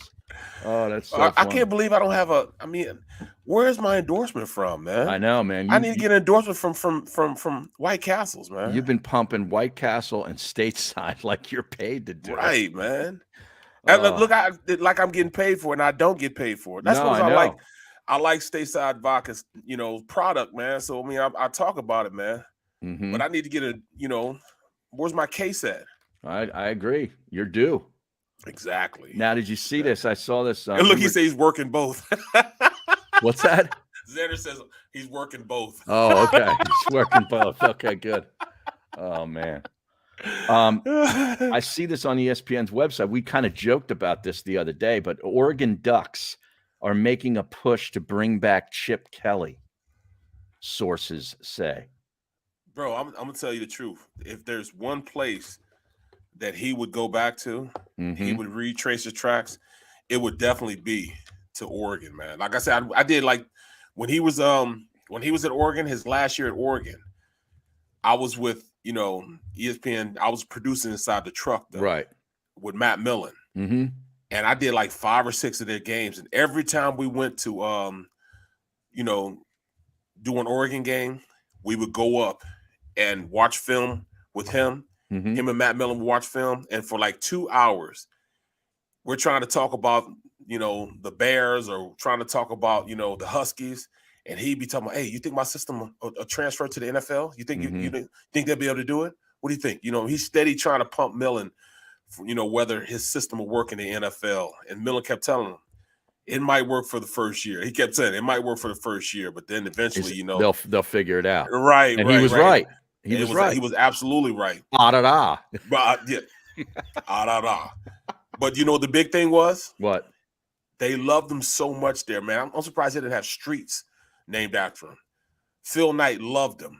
Yeah. So they would definitely bring him back. Yeah. And that would give the Oregon Ducks instant credibility going back out and recruiting again. Mm-hmm. They already have the best recruiting because, number one, everybody loves the fact that they have so many different uniforms. Yeah, and their facilities are off the charts now. Off the charts, all that in Nike investment.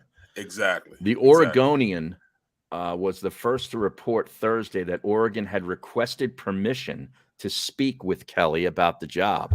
So it's legit. Wow. Huh. I can see that.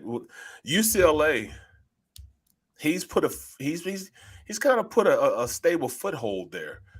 But he's not really an LA guy, man. No, I mean, he only had one winning season. That was this year. They went 8-4. Right. I mean, so he's had that really quarterback for all 4 years, that DTR guy, a kid. Yep. Right. And he's out of there this year. Right. So I could see him going back to Oregon, man, because I could too. He went on probation. The reason why he left Oregon, he didn't want to leave Oregon. The reason why he left because he was going on probation. He had an 18-month show cause penalty. Yeah. Right. Yep. So, he goes back, man. I mean, he can do what he wants to do in that corner of the world, man. Yeah. He's not bothered.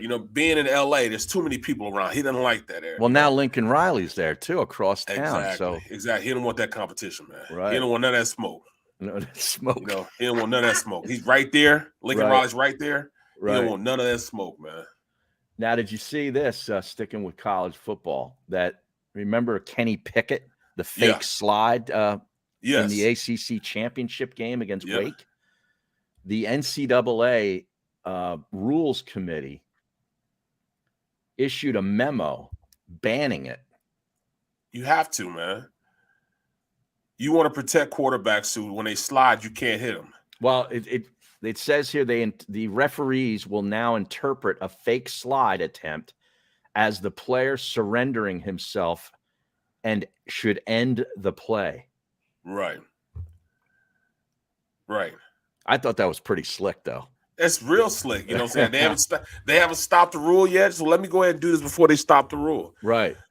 But I mean, that's just not fair to a defender. I know, man. You're damned if you do, damned if you don't. Right, because you don't lay his ass out, then he fakes it and goes in for a touchdown. Because you could see it was evident that the players stopped. They slowed down. Mm-hmm. They didn't, because once he gives himself up, if you hit him, that's a flag. So he just hit the face slide. I'm surprised guys didn't try to do it earlier.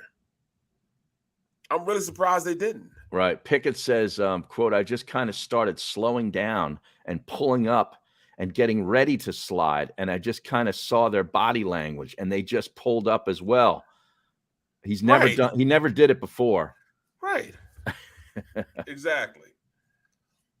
So that ain't cool, man. You can't do that, man. Yeah. That's not cool at all. So that's done. That was the end. So he changed the rules, this Kenny Pickett.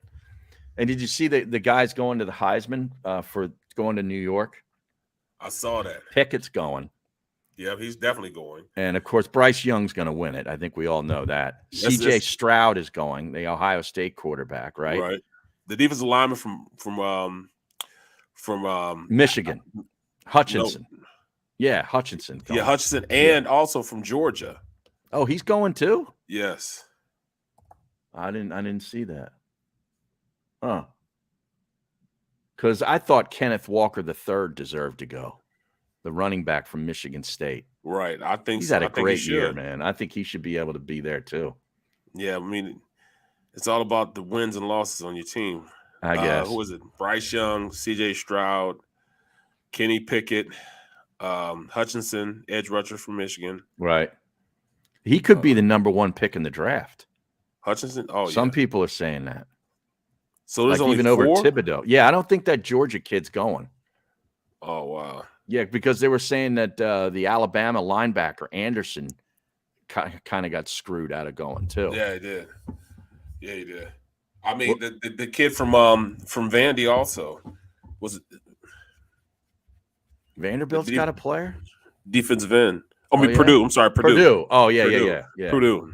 Yeah, he's a top 10, top 12 pick, right? Exactly. Yep. Yeah. Yep. Oh, man. I got to look. So there's only 4 of them, huh? Yeah, I think there's only 4. They probably try to limit it to 4. I don't know if I've ever remembered any more than 4 being there. I thought it was 5 guys. Oh, yeah? Yeah, I thought it was 5. All right, here's your next game. Fresno State against UTEP. The Fighting Seth Joiners of UTEP against Fresno State. Fresno State's a 14.5-point favorite. That's a lot of points. And Fresno State lost their coach, too. Well, he's gone. He's gone up to Washington. And then, my ex-offensive line coach from college is the head coach at UTEP. Oh, yeah? Yeah, Dana Dimmel. Well, maybe we take UTEP then. That's my only tie there. 14.5 points. Yeah. Yeah, I'm going to take UTEP. Fresno State lost their coach. Yep. We'll take UTEP in this game. And he's going where? Washington, the Huskies. Wow. Yeah. Yeah. Wow, that's an upgrade. BYU, the Fighting Bicycahemas against UAB, and it's 8.5. I think I'd still go with BYU. Yeah? Yeah. Plus, they're going into the Big 12 in about 2 more years. You think so? Yeah. Yeah. It's almost, what is, yeah, 2023. Okay. Oh, they're going in there with Cincinnati and Houston and UCF? Yep. That kind of makes sense. This next bowl, the Lending Tree Bowl. Yeah, Lending Tree. Eastern Michigan against Liberty. Now, everybody's going to take Liberty because they know the quarterback. But did you do an Eastern Michigan game? No, I didn't do Eastern Michigan. You just did Central Michigan. Yeah, just Central. Yeah. Liberty, man, that quarterback, man, you just got to go with the name. Malik Willis? Yep.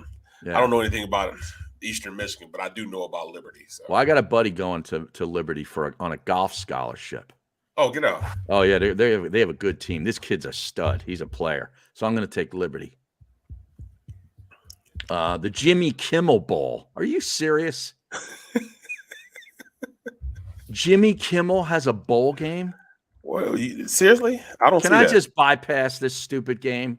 I don't want to pick it.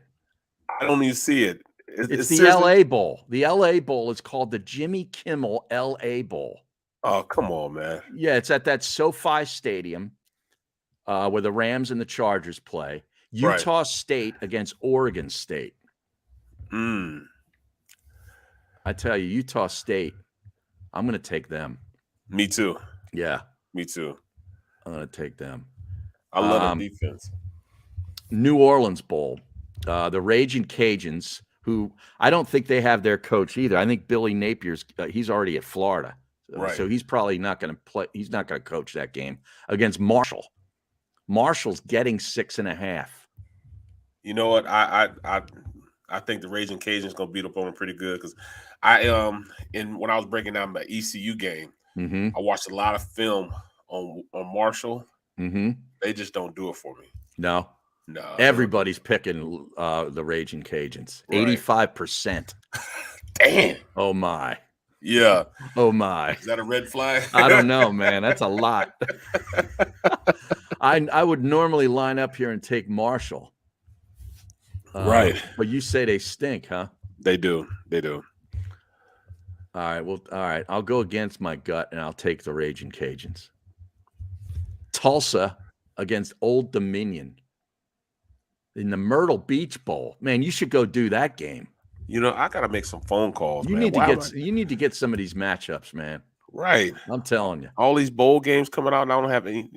I mean, let me. I guarantee you they got White Castles in Myrtle Beach too. You know what I mean? Tulsa's in the American Conference. Yes, they are. Yeah. Yes, they are. All right, I'll take Tulsa. Yeah. All right, here we go.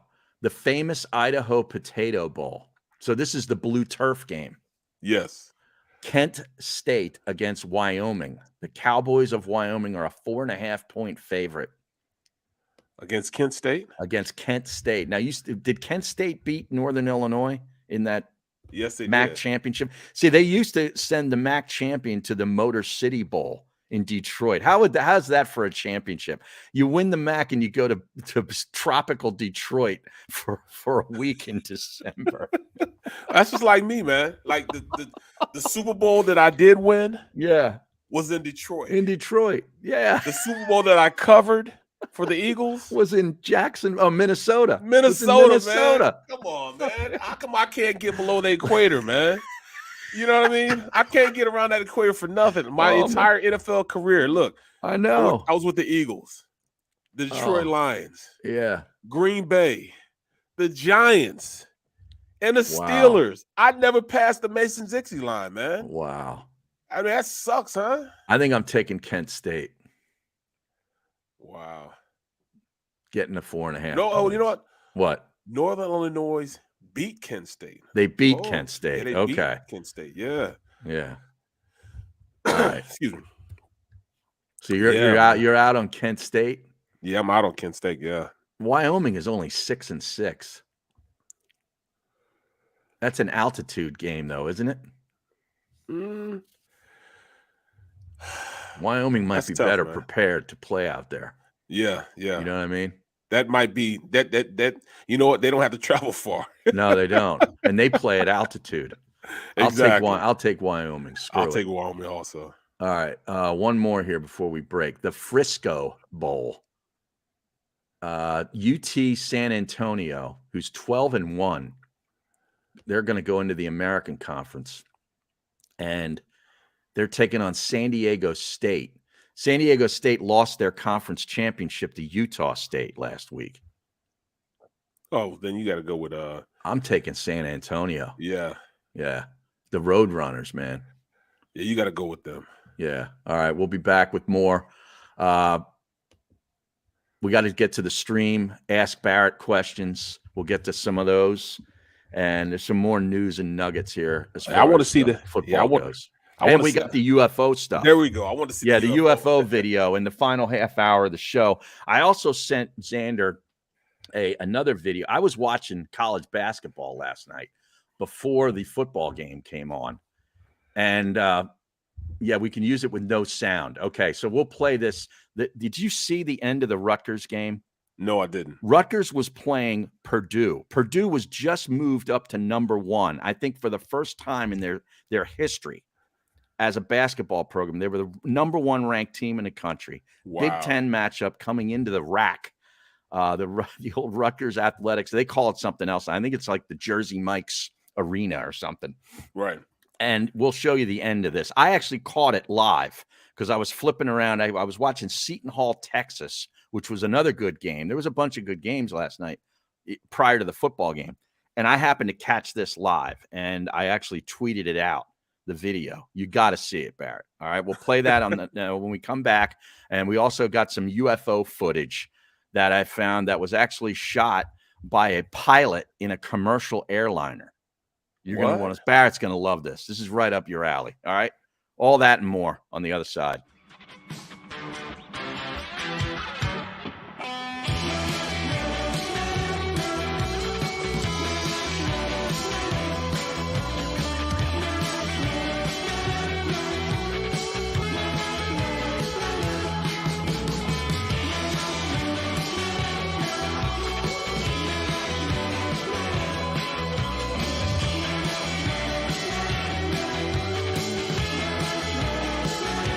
At Stateside Vodka, every new customer gets the world's best rocks glass, free. What's that? A rocks glass? You're telling me that bottle is cut in half? You could say that. Holy sh! Glasses for cocktails, right? It's for this, this, and that. Is the length of the glass equal to your... You betcha. But is it made out of... Glass? Yeah, okay, but is the rip... Smooth? Will you stop doing... That? I'm the professional here. And you're telling me I can get one of these glasses for free? That's right. One free rocks glass per customer with each first-time purchase of Stateside Vodka. All from the company that's highly awarded. 0 carbs, 0 sugar, and deliciously tasting vodka. So good, it just disappears.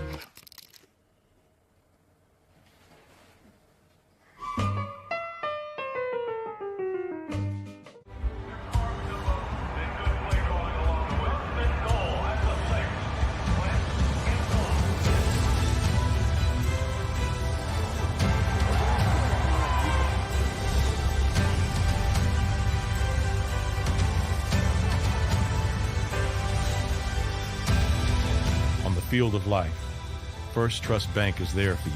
Champions on 3. 1, 2, 3. Because Philadelphia dreams deserve a Philadelphia bank.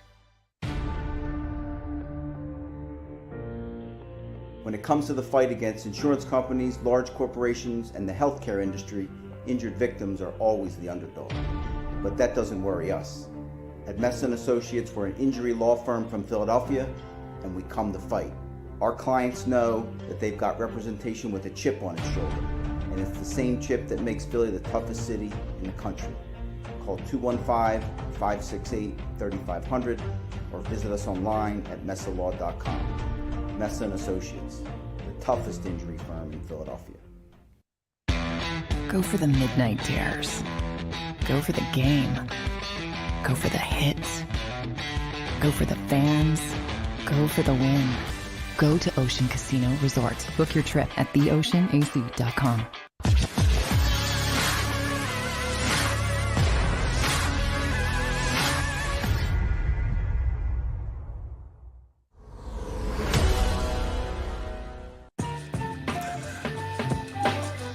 Back for the final half hour of the middle on a Freestyle Friday. No Eagles football, but that doesn't matter. We're still talking football. And the stream is going crazy. We're going to have some Ask Barrett questions coming up, so get them in. But I cannot. Well, I'm not watching that Jimmy Kimmel Bowl. How does he get a bowl game? Yeah, I thought you were playing, man. No, I'm serious.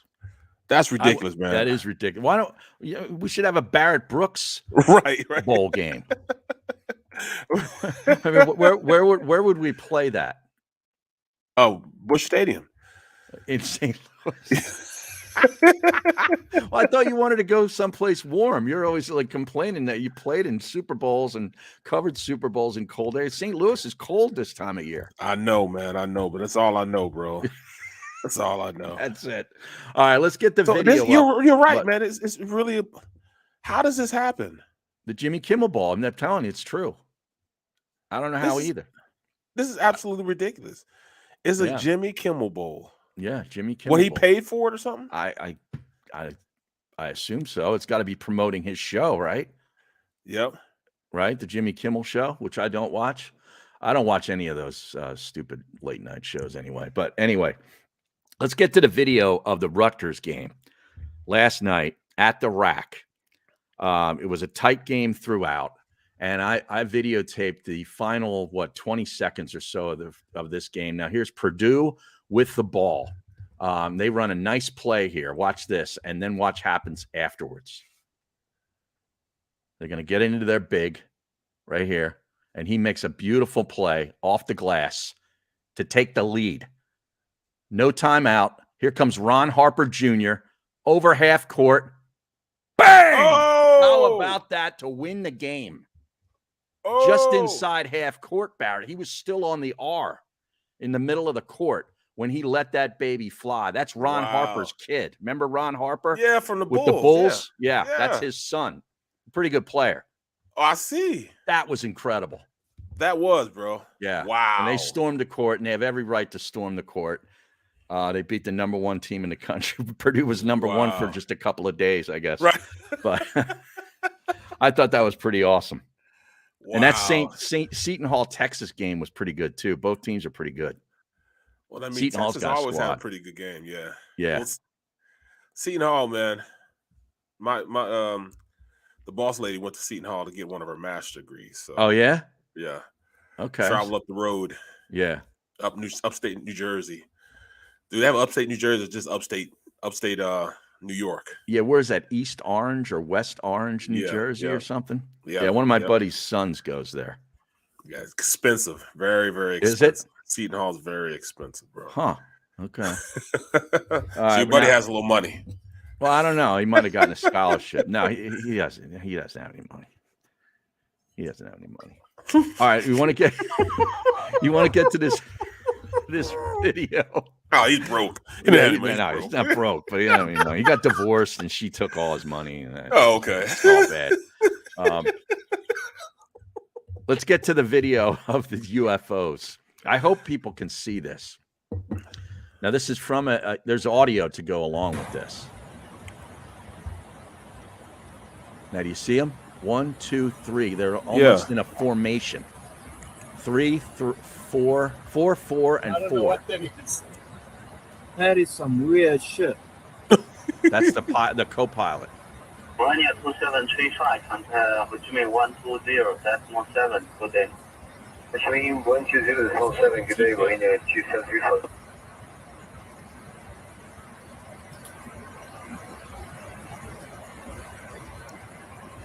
What is it? Now watch. That's something funny.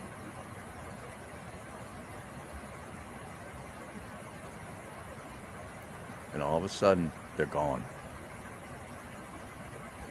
Gone. What was that? Yep. It's UFOs, bro. Man, oh man. Uh-huh. We're not alone. We are not alone, Barrett. How do you like that? They need to come be on the middle. Now, Tone is already disputing it. He says it's man-made, not moving fast at all. So every UFO moves fast at all times? Come on, Tone. You didn't even know we started at 10 a.m. today. What are you talking about? It's aliens, man. I was looking to see. I was trying to see if it was a glare, but it was moving. You know what I'm saying? Usually it'd be like, I would think it'd be a glare or something. It's not a glare or reflection. You know what I'm saying? It's moving. 91 LSXers say disappeared just like my stateside. Oh. Now you're a big UFO guy, so what did you think of that? Bro, I'm gonna tell you the truth, man. That's just that weird stuff, man. You know, I what is that, bro? I don't know. I know that there's, why isn't there intelligent life somewhere else? Why do we have to be the only intelligent one? How arrogant of us to think that it's only us. Exactly. You know what I mean? Exactly. So, looking at it, it's definitely something that I've never seen before. Mm-hmm. So, I don't doubt any of that.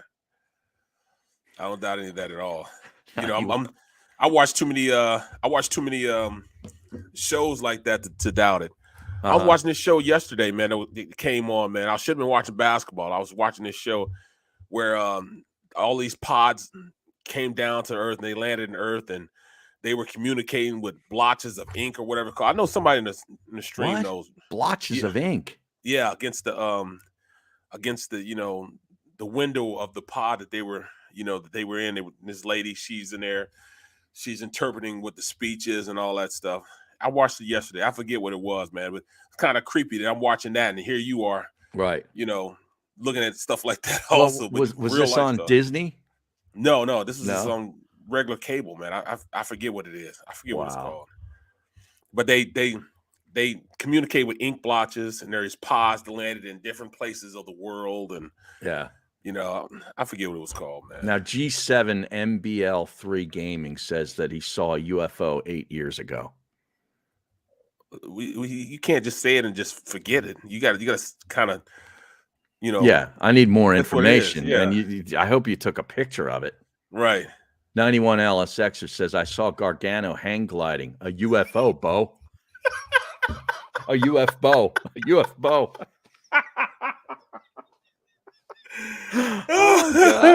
Oh, that's tremendous. Was Baldy next to him? You saw with his finger going over Baldy. He'll do something like that. Pan glide. Oh, like yeah. That. He'd like hang glide in like some exotic place. Right. Like in Hawaii or Costa Rica or something. There it is. Yeah. It's called The Arrival. Yes. Arrival. What's that? It's called Arrival.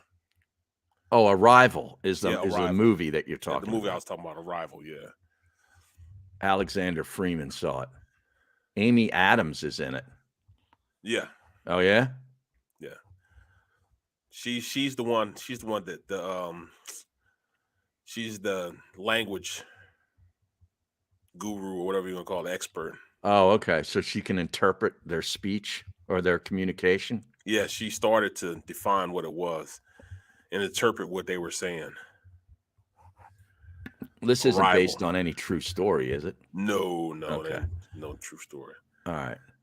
No, not at all. Kevin Savard, tell Barrett the couple from New Hampshire were abducted 30 minutes from my house.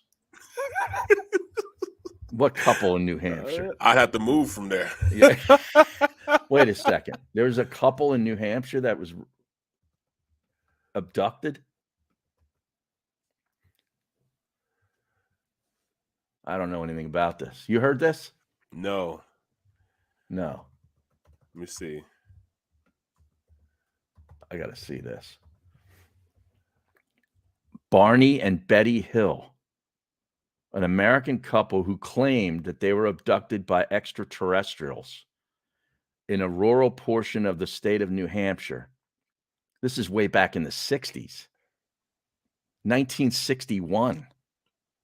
It was the first widely publicized report of an alien abduction in the United States.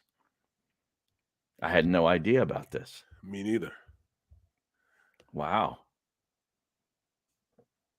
So they, let's see, they've both passed away. Barney died at age 46, and Betty hung around till 85. She was 85 when she died in 2004. Wow. How about that? Alien abduction. See, you learn stuff on this show.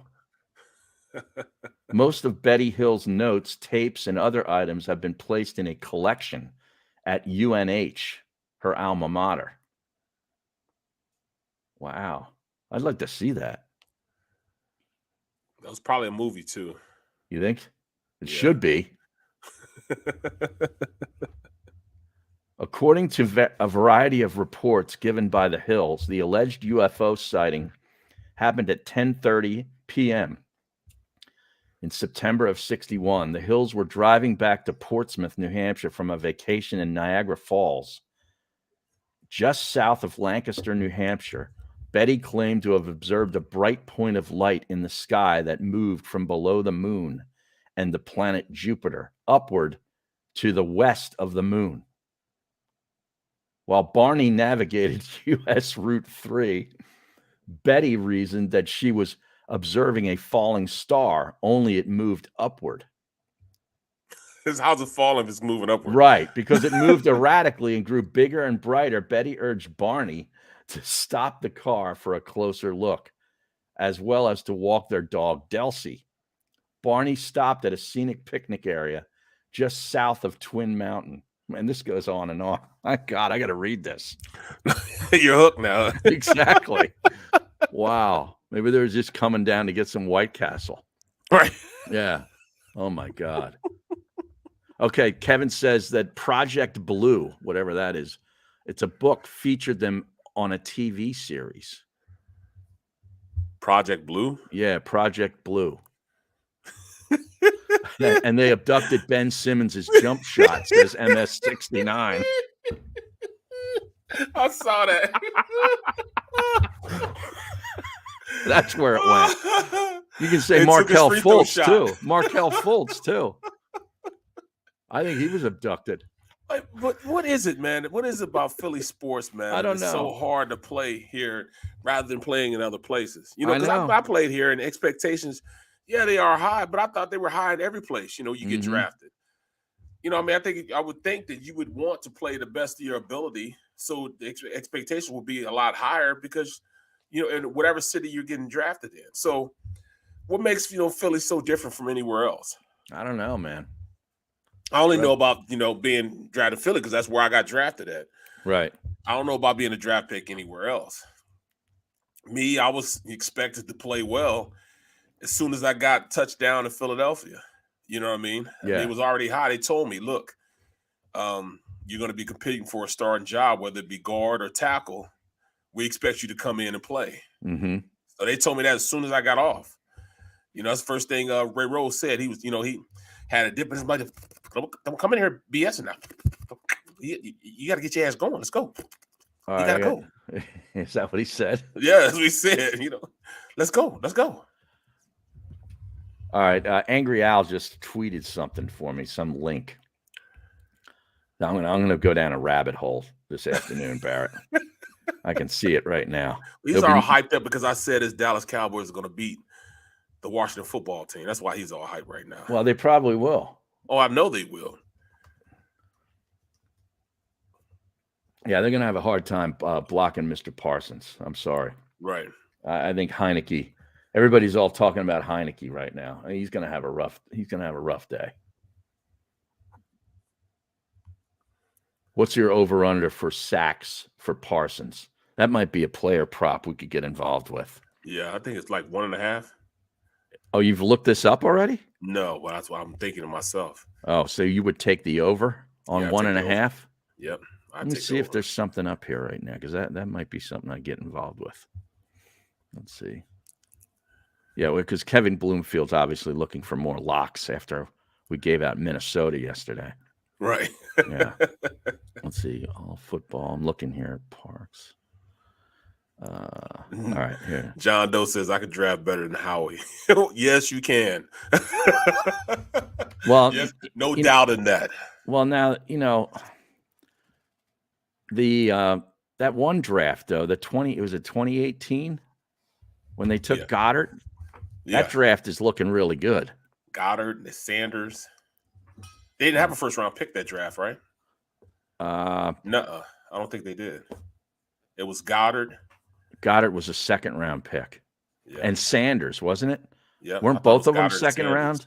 That's what I thought. Yeah. But yeah, that draft, I can't find a player prop yet on Parsons, but that might be something I want to check on Sunday morning. Well, Eddie Edwards said if they were able to go abduct Howie Roseman, I tell Howie to draft number 1, the first pick of the 3. I would tell him get a rush in. You know what I'm saying? Somebody could be a pass rusher. Number 2, a middle linebacker. And number 3, it could go one of two ways. I would either go safety or O-lineman, one or two. Safety or O-lineman. I'd be happy with either one. You would. Now, what if there isn't you can't overdraft just for a position group. Oh, you can. There's plenty of linebackers that are number 1 talent. You go by. There's 2 guys. There was 2 guys in in Georgia, and I think 2 guys in Alabama. Yeah, but see, you got to get up higher to get those guys. No, not necessarily. Not with linebackers. No? That's going to be around the middle of the draft. Middle of the draft and get that. Now, you got to jump pretty high to go get those pass rushers. Yeah.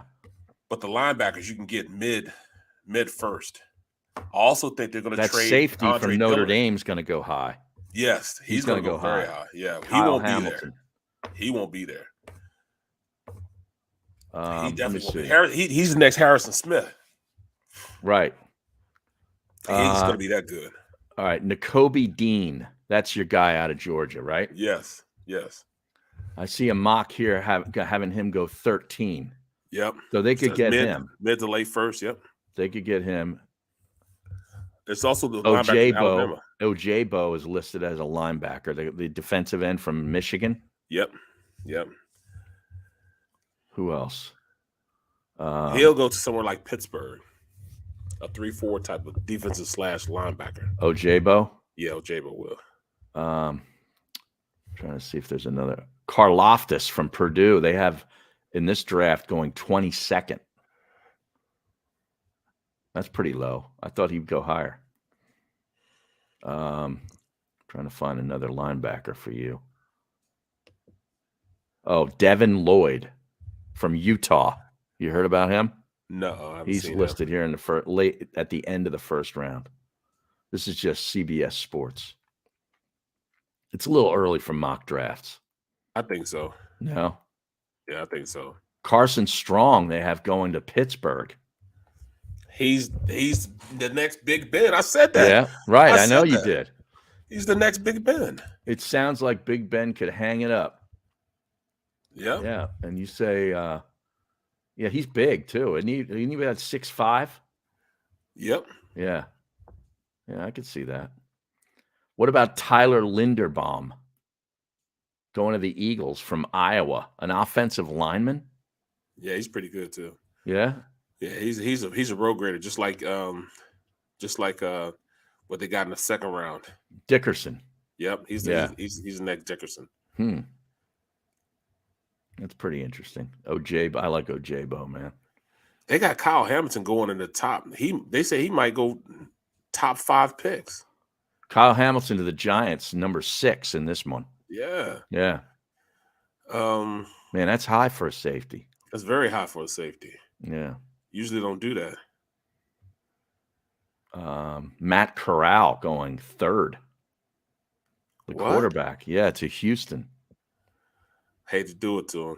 Yeah. You can't draft him that high. No, you can't. No way. See, that's that guy. If that happens, that would be stupid. And that'll set the draft. That'll set the draft in it turn it over because now everybody start jumping and getting the quarterbacks. Now they start trading up to get them. It just starts, a bunch of unnecessary picks after that. Yeah. I'm going to read you what they wrote. We've had Corral to Houston for a few weeks now, mostly because this team desperately needs a quarterback. See, that's the problem. You can't draft for need that high in the draft. You got to take the best player. You're muted. That's what goes on, man. You can't do that, bro. Right. That's how you stay a bad franchise. Exactly. Yeah. Thibodeau going to the Jets. That's a Jets pick. That guy could wreck the game. Yeah, he's a Jets type of pick. You got a defensive-minded coach. You put him with a defense. Derek Stingley Jr., I like him. Cornerback? Yeah, from LSU. Yeah, he's good. He's very good. I thought he was going to come out last year. Right. Kenny Pickett going to the Carolina Panthers. I see them doing that. You do? Even that high, huh? Yes, I see him. Once one quarterback goes, it's going to be a free-for-all with him. Everybody's going to want a quarterback then. Now, if you had to evaluate him, I'm not saying you have, isn't he more like a second-round kind of pick? Yes, he is. Yeah, I agree. He's going to take a lot to get him to a level. He'll be a project just like the Bills went through. He's that type of quarterback. Mm-hmm. He'll be a project. He once he does learn to be a good quarterback in the league, he'll be pretty good, but he'll definitely be a project. The same thing. I'm looking at Devin Lloyd, man. He's a big guy too. Linebacker from Utah. Oh yeah, he can run. Mm-hmm. Well, he'll play. Is he going to play in that bowl game against Ohio State? I don't know. That would be pretty nice competition to see what he looks like in that game. Well, these guys never play in bowl games anymore. Yeah, some of them do. Well, you know what? I mean, in all honesty, think about it. You see these coaches leaving and jumping ship. Mm-hmm. I mean, why wouldn't you as a player be like, man, I'm out of here. I can't afford to get hurt. You know what I'm saying? I'm not going to have my coach here coaching anyway, so I might as well just leave. Right. That's why Thibodeau's not playing from this point on. Right. Well, I mean, isn't it like you kind of want to play for your teammates too? Like, especially if you're Utah. Utah to a Rose Bowl is a big deal. Huge deal. For them. Yeah. Like Ohio State's, that team's been the Rose Bowl 50 times. That's why I like Utah in the game, because I think they really want to win it. Exactly. You're absolutely right with that, man. Yeah. Look at Birdman 990. Yeah. You're right. We won't sniff him at all. Well, no. You kidding me? He'll be gone way before we even think about getting up there to get him. Yeah. John Doe said trade Cox. I hope so. I mean, not to say I hope so, but they got to get some value out of him. They wait any longer than they're waiting right now, they're not going to get any value out of him. Right. None. What do you think they could get for him? Could you get a second? I was thinking right around 3-4 for him. Oh, okay. Yeah, I was thinking around 3-4 because you got to take that salary too. Right. And that's what's going to hurt his value. Trying to get somebody to take his salary hit. Yeah, getting back to that Lloyd, they say he's twitchy, sideline to sideline player. That's what you love, man. That's what you want. Guys just run people down, man. Exactly. Hit you in the mouth. Yeah. He's 6'3". He's a big kid too. 6'3", 235. Mm-hmm. Oh yeah. I was just, I just watch a couple clips on him. Yeah, he's the real deal. Yeah. He's the real deal. All right. Now, people can watch you on ESPN Plus tomorrow. What time's the game again? It's at 12 noon. Noon Eastern time. Yeah. Colorado School of Mines. MINES, not mimes. Like they got an 8-man box. Can I get off this box? No, not that. Mines. This is a smart school. Right.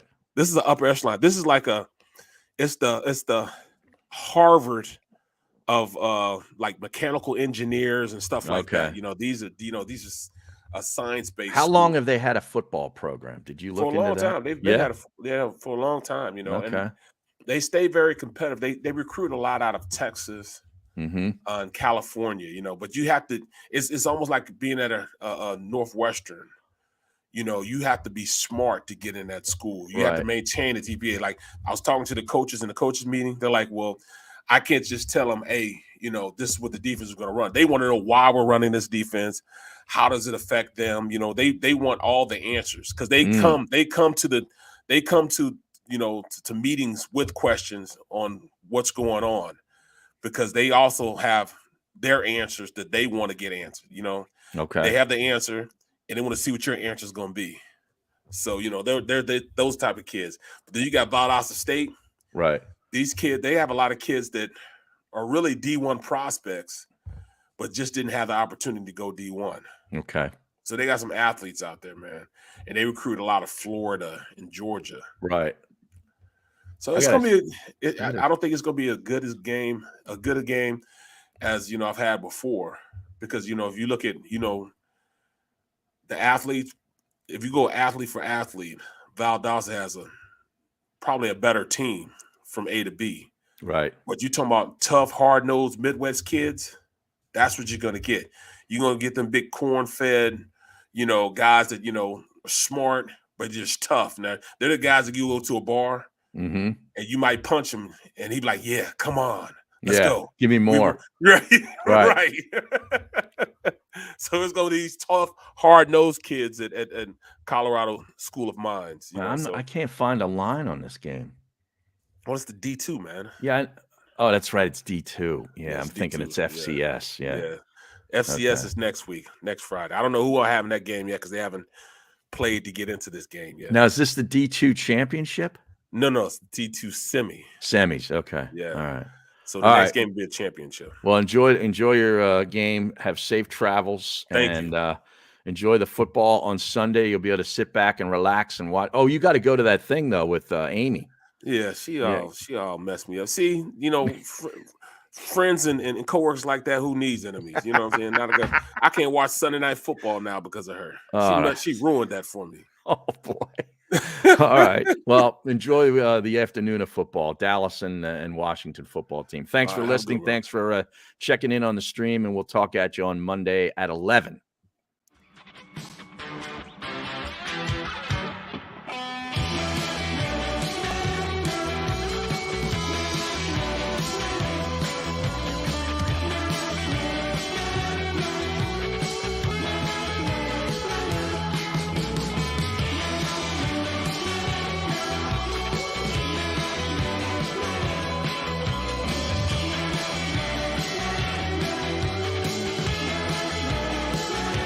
At Stateside Vodka, every new customer gets the world's best rocks glass, free. What's that? A rocks glass? You're telling me that bottle is cut in half? You could say that. Holy shit. Glasses for cocktails, right? It's for this, and that. Is the length of the glass equal to your... You betcha. But is it made out of... Glass? Okay, but is the rip... Smooth? Will you stop doing... That? I'm the professional here. And you're telling me I can get one of these glasses for free? That's right. One free rocks glass per customer with each first-time purchase of Stateside Vodka. All from the company that's highly awarded. 0 carbs, 0 sugar, and deliciously tasting vodka. So good, it just disappears.